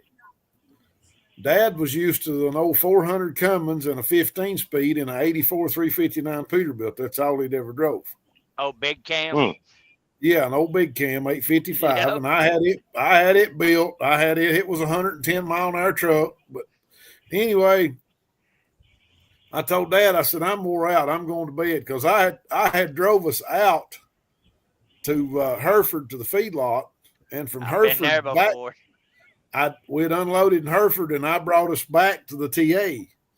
And I said, I'm going to bed. You can drive us home. You can take us on in. I woke up crossing the river coming back into Tennessee, and I looked at my watch, and I was like, ain't no way. There's no way we're back in Tennessee this quick. 6 hours and 15 minutes from Sayre, Oklahoma to the river. Good. I said, God. Dad, you got two choices. I said, you can either slow down or stop, and I'll get me a bus ticket so I can get home safely.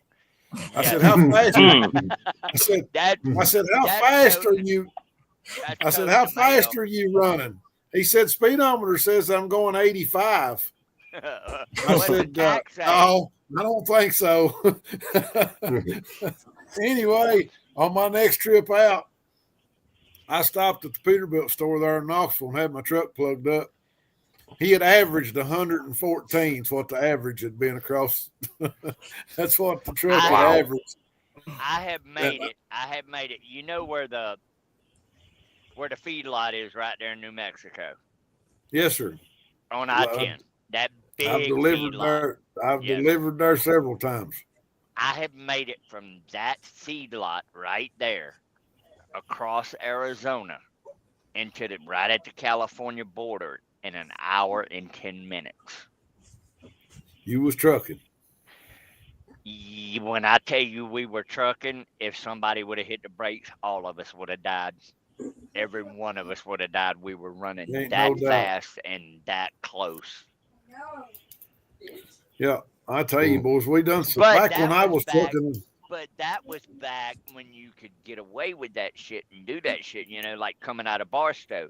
You know, we'd Oh, load, yeah. we'd do 8, 9 picks all up and down the coast and go to Barstow, get washed out, you know, go get us some help, leave out of Barstow and go across that desert, and we'd be 8, 9, 10 deep, and we'd be running 100, 120 mile an hour. I used And to you stop knew there in when you Amarillo were and buy running- that little quart jar. Yep, you knew you were running that fast because the truck got real quiet real quick, even with Oh, yeah. straights on it. Three stages of vibration, and when you come through the Yes. third one, you was cruising. Yes. Yeah. My favorite truck was a C500 Kenworth with a C16 in it. I had 72 forward gears and 16 reverses. Oh my goodness! I was Yeah, that- 108,000 coming down I-25 in Wyoming. I looked Mhm. down at the GPS in 17th gear, and I was only running 98, and I still had a gear and a half to go when I backed out of it. Mhm. That truck I used to drive for Cal Seals. That truck never, the whole time I drove that truck, it scared me so bad. I never went past 20. It had a 6x4 in it. 20 was about all I could tolerate. That truck scared me that bad. Mm. That same truck, I was in the When middle of you're- an oil field location, and my front axle fell out of sight. And the next closest guy was about 5 miles away. Time he turned around and come back, put it low, and let off the clutch, and you could watch the rear tires inch back out of the hole. Mm. Yeah, when you're running that fast in a truck like I had, a Cal V8 Cat 6x4 359, and you don't want to touch the last 4 gears in that truck because you're running in excess of 100+ miles an hour and you're turning 2,400 RPMs, and you know that truck's got a lot more. Yeah, you don't want to test that issue. And I never ever drove that truck past that speed ever. Shoot, Dustman, you know, his truck only went 65, so I mean, he never had Yeah, to worry about that. Yeah, my ass. I saw that. I know how fast that damn truck runs. I got one No, sitting out I'm behind the talking shop. about the Dutchman. I'm talking about the Dutchman over there in the Oh. corner. You know, he's sitting over there all Oh. quiet. This truck only glad- did 65. Glenn talking about his truck only runs 62 and a half. Yeah, 62 and a half. My ass, what, in 5th gear? Yeah. I got one sitting out behind the shop. The last trip it made was in, I don't know, it's probably March or April of 1986. But it's a 1966 cab over white Freightliner. Oh my Yep. God. Lefty may have got pictures of it in the past. I don't know if he's got any of them or not. But this old truck's Yeah, I got a couple. It's got a 318 Detroit in it and a 10-speed. And the old boy that drove it, his name was Donnie. Everybody called him Donnie Boy. But I'd ride with him when I was a kid. Him and Dad would run together. Dad had a 1972 model cab over Pete. And we'd run together. Daddy hauled shrubbery a lot. Well, they'd pick on Donnie because he was old Detroit, you know. Everybody pick Yeah. on him Mhm. because he run that old Detroit. And we was coming down Jellicoe one night. We'd loaded McMinnville was coming back. Good old McMinnville, Tennessee. Yeah, we loaded out of McMinnville and come out of there that night about dark. There's about, I think there's 6 of us coming up through there, and I was riding with Dad. Dad had the cab over Pete. That brother of mine had 79 model Titan 90 Chevrolet cab over. Donnie had old good Rosie, Lord. the old 66 model. Some of you guys might have heard of him. They called him 55. He had an old cab over Peterbilt. It was a 73 or 4 model. But anyway, we was all coming back. The only conventional cab truck in the bunch was Blake Williams. They called him Rojo, and he had a brand new 86 model Freightliner FLC with a 4 1/4 cat in it. And they'd picked on Donnie all the way down there. going on about his slow truck. We got on top of Jellicoe coming back this way, and Donnie kicked that old truck out of gear and turned all the lights off except for the headlights. Let it damn Georgia overdrive. Hey, listen, son, he come off that hill. You could hear him on the CB, laughing all the way down the hill. Everybody's like, well, what in the world was that went by? And whenever he passed Rojo at the bottom of the mountain, Rojo said, that was Donnie. He said, he's turned his lights back on now. He stuck the doors off everything down through there, going down there. And back then, you could get away with those stuff like that, but you can't do it today. No. Oh, no. You hit someone by the time you got down to the bottom. And the last trip, trip, like going across Mount Eagle back in the day, going across the old route before they built the new route.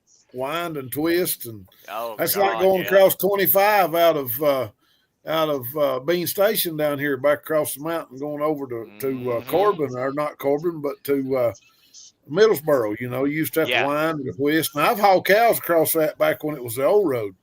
Yes, I have too. But, getting back to the old 66, back in the day, the last trip it made, Donnie come up on the mountain and he said, George, said, let's go to McMinnville. Said, there's 2 loads of shrubbery going to Washington, D.C. Said, they pay $2,200 a piece. Said, let's get them. Daddy said, that's pretty good money, Donnie. Said, go ahead and book that. So we booked it, left that night, went down and loaded. Next day we was loaded by lunchtime, they're out of McMinnville. Daddy said, Donnie said, let's go. Said, we'll be up there, get us a good night's rest. He said, nah. I said, let's lay around. Said, it's hot. Said, let's lay around here today in the shade. Said, we'll go up the road tonight while it's cool. Well, sure enough, we laid around McMinnville till it started getting dark. About dark, we loaded up and headed up the road. Got up to D.C. the next day, got unloaded. Same thing. Dad said, let's go, Donnie. Said, we go back down the road. We get down there, might go get us another load. Donnie said, no. Said, we're going to sit around and wait, George. Said, it gets dark. We'll go back down the road. About dark, we started out, come on home. A couple of weeks went by. Donnie was up the shop. Daddy said, Donnie said, how come you didn't want to run during the daytime? Said, we could have got another one of them loads that week if you'd have run. Said, that was pretty good paying stuff. Donnie said, George, he said, I didn't have no tags and insurance on old Rosie, and said, that was the last farm payment. I didn't need no tags and insurance, he said. Again, ain't no way you get away with stuff like that today. Oh, no. Well, that's like McMinnville for the longest time was called Methville. Oh, You wanted dope, you just stopped in McMinnville and got some dope and kept on riding. You get all you wanted out of there. Oh, God, yeah. All of it you wanted. That's just like back in the day, we had Barstow and then that truck TA East West. Kingman. Right there, that truck wash right there in Kingman. That and TA East West over in Ontario. Yeah, but that was garbage, though. But we'd stop at that truck wash right there in Kingman where IWX had their terminal at back in the late 90s. Slide a $100 bill up under the floor mat and tell them that $100 bill was under the floor mat. They'd wash your truck, wash your trailer, hand towel dry, the truck, trailer, everything. Get back in the truck and you have your good old fat sack sitting up underneath your seat. Right down there where you and Lefty's from, right down there in Florida, right there at Wildwood. Wildweed, that's right. I got a buddy that him and his dad both ran for NASCAR for a few years. And he got a brand new 379, and they rode down to Daytona because it used to be 2 weeks. You test and tune and all that. Yeah. And he had the slowest truck going to Daytona. He unhooked the trailer, took it over to Caterpillar, and let them do their little magic on it. He went ahead and rolled on, and his dad was giving him hell the whole time coming down. And he went on up the road, stopped, got him a bite to eat, got fuel. and he seen him pass, and he told CB, he said, "I'm finna come around y'all." His dad said, "No, you ain't," and he started grabbing gears. He passed about 4 of them. There was a couple more ahead of him.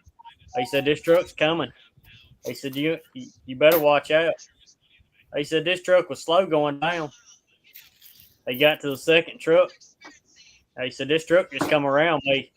I ain't got nothing for Leadfoot." And about that time, he went around his dad, and he said, "Boy, what did you do to that truck?" I just had a little magic done to it. That's it. That's it. That's Well, all that's it like, takes. that's That like, is all it takes. I don't know if some of y'all remember. I know some of y'all that live in Tennessee. Hang on Right now. before you do, Kelly.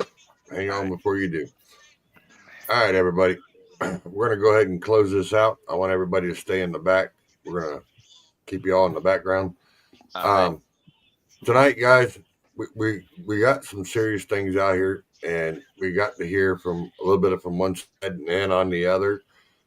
We will be carrying this story on again at a later date. We're going to try to get some more wives and children and that to come on and express their feelings, because this is more than just a one-time show on this. And we need to get more of this information out there so everybody understands they're not alone, and it's not something that's just strictly to them. But on that note, like to sit there and have everybody tell everybody your last little story, and I'll pull you back and put you in the back studio and just stay there, don't get off. And then we'll go ahead and end this out real quick. We'll start with Kelly real quick. Say your what you're doing and your tell everybody to be safe, whatever you want to do, Kelly. You know, this is a hard lifestyle for everybody to live. Some people can do it, some people can't. I've had my demons. I fight my demons every day. I've got a good support system. I have a damn good boss man. Charles knows my boss. When things go awry, they're the first ones to point it out to me. I need to go home and get help. Mm-hmm. They've never good. questioned me. I've had mental breakdowns to where I've had to check myself in, and the first thing that's come out of my boss's mouth and his wife is, "You make sure you're okay before you come back out here." And they've done that. Just reach out to somebody, no matter what. Nobody's going to look at you any differently of being less of a man because you're having mental health issues. This is the worst job in the world to have and fight mental health. Plain and simple. I don't care what nobody says. This job will drive you absolutely insane. And if you don't have a support system and don't have somebody to lean on, to talk to blow off at, you're going to lose it. You don't have to lean on your significant other. If you don't feel comfortable talking to your significant other, talk to somebody else. Talk to another driver. Talk to your boss. Talk to whoever. I'm a bad example of that. I can't show my emotions to my wife because it's just the way I'm built. But I talk to my boss. I talk to my boss's wife. I talk to guys that work with me all the time about my problems. They listen. Trust me. People will listen. People will give you advice. People will help you out no matter what kind of road you're going down. Don't let your mental health take control of you to where you can't function and be normal in society every day. Yep, exactly. It's good words. We'll be doing a show on mental health here in the next couple of weeks. We'll be doing that too. The boss man stopped by. All right, Kelly. You want to say something to the old goat that's up there? That's Mr. Father Time. Oh He God. called you a low buzzard earlier, Scott. Yeah. Do what? You mean dirt? You mean dirt showed up? I Yeah. work for a living. Y'all I wouldn't call that work. Wait a minute. It's 9 o'clock Central. Did you run out of Metamucil? You're still awake. Let me call Karen so she can give him some melatonin. Just I Ask knew him it was for a going to friend. happen. You knew as soon as you ask him for a friend. Dennis, don't start with me, boy. You knew it was going to start, Scott, as soon as you showed up. I ain't gonna lie, brother. I didn't even know you were there, so Hey, I had to jump Dennis, on it. Dennis, I've got 100 milligrams of Seroquel that is prescribed to me. We can take care of it. Let me give you my address because I think I need it more than him. We can take care of Scott. Give him about 3 or 4 100 milligrams of Seroquel, and we won't hear from him for a while. Right. Only reason why I got on here is I ain't got to go to Dallas tomorrow. I ain't got to go till Monday, so that's why I jumped on for a few minutes. No, it's good. It's good. It's good to see you pop up. Yeah. So Did you hang get on, your light, Scott? Don't go anywhere. Yeah, hang on. Before we go any further, let me end the show and then we'll all talk in the background. All right, everybody. We love y'all. We will see you on the next episode. Kelly's already done said his piece. Now we're going to get Mr. Dutch. Go ahead, Michael. Say what you got to say. What advice you might want to give another driver real quick. It's one job that if you don't have any way of relieving anything, it's just going to chew you up and spit you out eventually. If you don't. That's pretty much all I got to go on. Because, yeah, I'm also a bad one for giving advice. And a bad one for taking it, too. Yeah. All righty. We'll see you later. All right. Well, you have a Stay good around evening. in the background. You too. Then we're missing a seat. Oh, no. He's out of his seat. We'll leave him gone. Well, if you don't mind, I'll go last. Well, we'll let you go last. Thank you. I don't know. Father Time might beat you to it. he's been there longer. Right. Go ahead, John. Say what you want to say, and then just stay in the background. All right. Give some type of advice that you can. Yeah. I've took the wrong jobs before. I took a job. I wasn't drinking. I turned into alcoholic on the job. November will be 3 years I've been sober. Nice. I clean turkeyed it, and it dang near costing me a divorce because if I wasn't at work, I had a bottle in my hand, and it wasn't a good life. I had to have that one beside me knock some sense into me. I was wondering why that frying pan looked funny that other night. Try not to grin back there. I see that smile. You see the boss, my boss man stopped by. Good to have you Yeah, on, I see Anthony. that. What's up, brother Anthony? We're going to have you on the show, man. We're going to have you on there. Glenn, it was good seeing you. Yep. What? Too early? Too early to close? Well, I mean, what do you want me to talk about, Anthony? What do you got? What do you want to talk about? Tell me. That's a good profile picture. 2 hours. He's got there. That was a dang good picture that somebody took on that Peterbilt. Yeah. You don't say.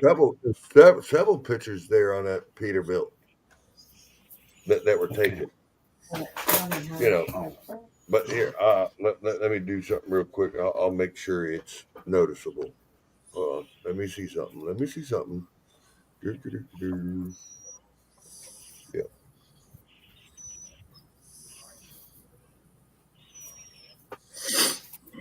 I don't know if it's going to come into this one. Which show is this one? We'll back out of that one. We'll go into the other studio. There we go. This way I don't interfere when we're in the studios. All right, let's go. So what have you been up to, Scott? Talk for a minute. Working my tail off. You didn't have one to start with. Whatever. Whatever. Just saying, you didn't have one to start with. Did you ever get your lights that Rachel sent you, Scott? We ain't gonna discuss that. Wait till we get on the background. Yeah. We'll discuss that later. That's why. Yeah. You gonna Here, love I got to do this one. Actually, I got to do this one to make the boss man happy. So the boss man will be real happy with this one. All right.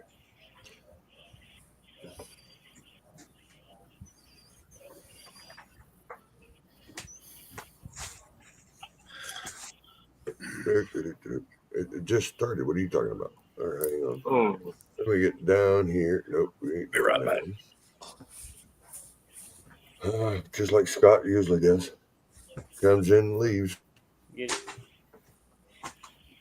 Because he ain't got nothing else better to do. He's probably doing whatever the hell Karen tells him to do. Something like that. Wow, really? It ain't gonna let me do that, really? Oh well, chuck it up to operator or again. No, it's not that. I gotta get with oh, there it goes. No, it's because my phone's running off of one internet service and the program is running off another. Hey, just to make you feel good there, Mr. Jacobs, just to make you feel good. Here you go. How about that? Hang on. I'll get it for you. Just one more second. Because I got to get the other boss man taken care of, too. I got to make him happy. There it goes. Now I can switch out of this one. I just had to do that, Scott. Do what? I just had to do that. My tablet was dying.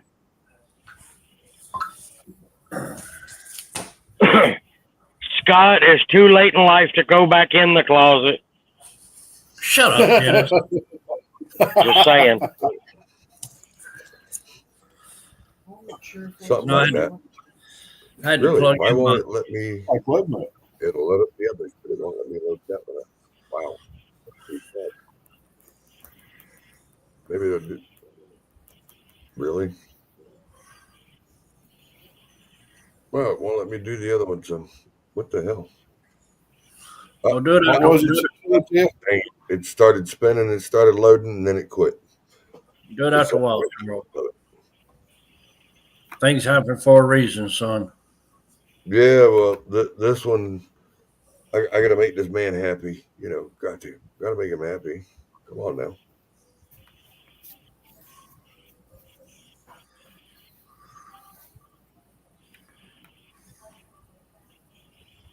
All right, we're good now. All right, now I can get out of there. All right, now to make Mr. Anthony, there he is, way down there. Yeah, I seen where he stopped in. Here to make Anthony happy. Here you go, brother. We're gonna make you happy. We're gonna make you happy. You ready? Here you go, Anthony. There you go. There you go. Nice. Got to make the man happy. Him and his wife. Got to show off his Peter belt. And then Mr. Greg, we got to show him doing a little bit of work. Got to show him doing a little bit of work. What do you think, Greg? I like it. That's pretty good. Old white looks sharp, don't it? That's right. The one stack white. I would say the one stack Mac, but it ain't a Mac. No, the old Mac, it's got 2 stacks lefty. Yeah, I know it does. Hey, you got that old dirty bird that I sent you the other day, don't you? Yeah, but I ain't got it. I can't. It's giving me issues to load. That's why it's Oh, taking so long to load those up. All right. Did you see that? But Did you see that comment there, Lefty? which one? Oh, Old folks got to pee often. yeah, so- that one right there. Yeah, the old folks. That's from Glenn. The old folks gotta pee often. Got him flat. Yeah, Oh, got it. Got it. That that's was the Glenn. Scott got up and left the room so quick. Yeah, exactly. 'Cause Hey, he knows Kelly. Glenn will give him a hard time. Glenn, That the was some reason bull. some of us older folks have to start earlier is because we don't get to do double the speed.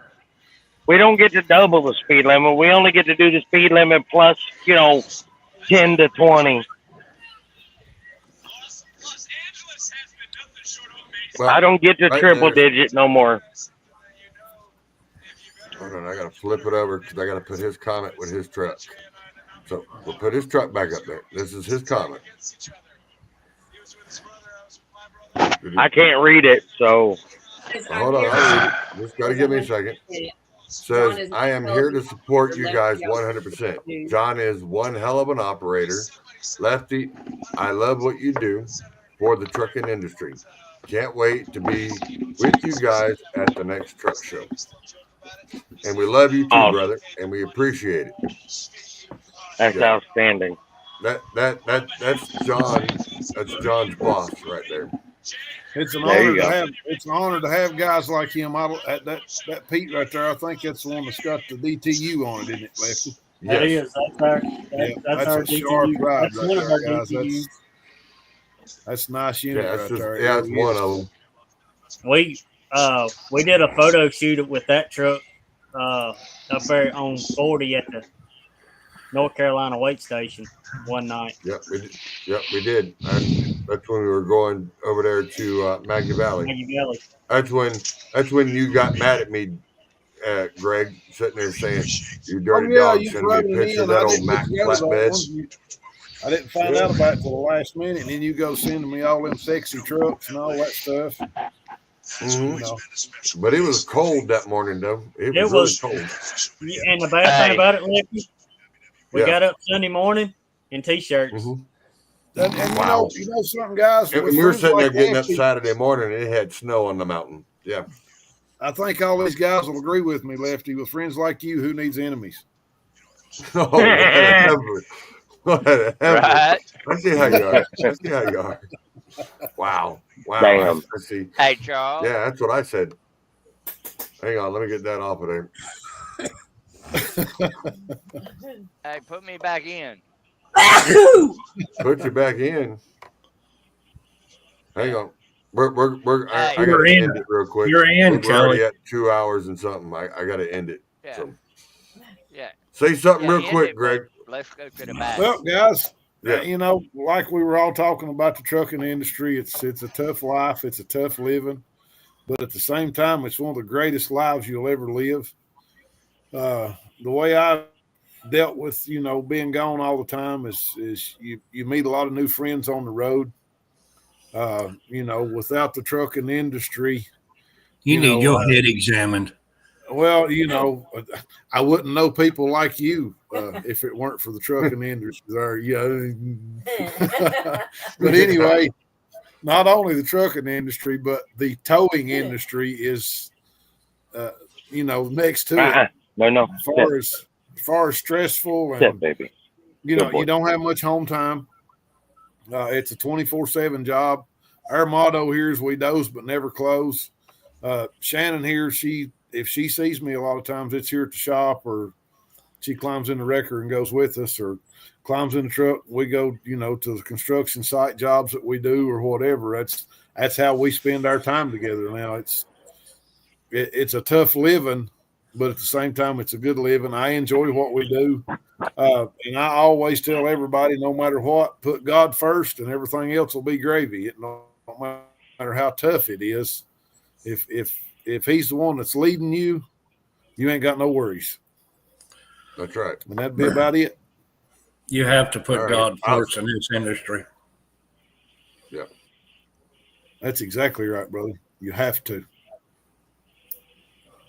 All right, we'll see you in the background. Hang on out a minute. Mr. Dennis Hicks. We left you for last. Snowman over here. We'll take care of him.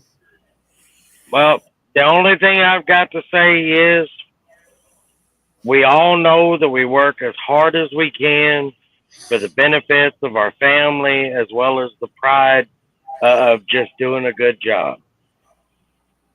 But the one thing that I will stress over and over and over again is if you truly love and value your wife and your children, or your husband and your children, love like there ain't no tomorrow, because you can screw it up at any given point in time. Even when you don't mean to, you can lose sight. You lose sight of why you're even out here. You know, very few people are out here just because they love trucking. Most of them also appreciate the pay, so on and so forth. They got families to support. Just don't hide your emotions. Keep them out there. Show your family your heart, not just your work ethic. That's one of the biggest mistakes I've made, is I've always shown how good a worker I am, not how good a lover I am. Yeah. So please, you value your family, put the screws to it. Put the screws to them like you do the rubber on the road. That's all I got. Yeah. All right, brother. Go ahead, Scott. Remove him real quick. I'll just listen to y'all. I'll just listen Go ahead to and y'all. remove yourself for a minute, unless you got something to say real quick. Go ahead. I'll remove myself. All right, go ahead and remove yourself, and I'm going to finish it real quick. I don't want to. Everybody, we appreciate everybody stopping in. We actually had a good, decent crowd. We ended up with 7, 8 of them in on this round table. I like to have more. I got room for 12. I would love to have more of y'all coming in into the round table and joining us on the next episode, which will be next Saturday. And I would enjoy y'all to come in. I will put the link out there for y'all to join and come in and give your 2 cents. That's what it's about. That's the reason why I started Left Lane with Lefty, was because we're doing a round table, bringing back the old school to the new school technology. And that's what we were doing. And that's what I was trying to do tonight, to let you know what it is from the driver's side view of how they see their family. And then I also had 1 or 2 to come in and showed what the family side is towards the driver. And I think we got some good information out of it. We seen some tragedies out of it. Some of them lost dads. Some of them lost other family members. And some of them stepped up to the plate when no one else did, and did things to make their ends meet to take care of that family. So on that note, we love you. God bless. Go ahead, Scott. Hey, I don't mean to interrupt you before I leave. Everybody out there, Charles has got a bunch of T-shirts that we had made for when we did a truck show together. He's got a bunch of them left. So Yeah, back when we did the first Nacogdoches. Yeah. Yep, it was the first Nacogdoches, big rig. Anyway, get with Charles and get y'all a shirt from Charles, because it'll help him out a lot. Appreciate it. Yeah, and thank you for that, Scott. And I appreciate it. And like I said, we love y'all. And in this industry, you got to put God first, because sooner or later, one end or another, you're going to be going praying to God that everything goes well. It don't matter if you're going down the hill with no brakes because they decide to quit, or someone pulls out in front of you with no warning. There's a lot of things that play on your mind. There's some things going on in this industry right now that with friends that we know that have something in that similar situation that's going on right now. So, like I said, just be aware of your surroundings. Check your truck out before you move it. Make sure there's no issues going on. No one's around it. No one's on it. Things like that. Just be aware of what's going on. But we love you, and we'll see you on the next episode. truck drivers don't talk about how hard it is to walk out the front door, knowing it could be weeks before we see our families again, or how we promise our kids we'll be back when we know there's a chance that we may not. Calling up an old friend to talk about old times, but all they want to talk about is last weekend when you were 1,000 miles away. Working a long 14-hour day, backing in and shutting down. Open up social media just to see family and friends gathering. Makes you feel like life could go on without you. These are the burdens that we bear.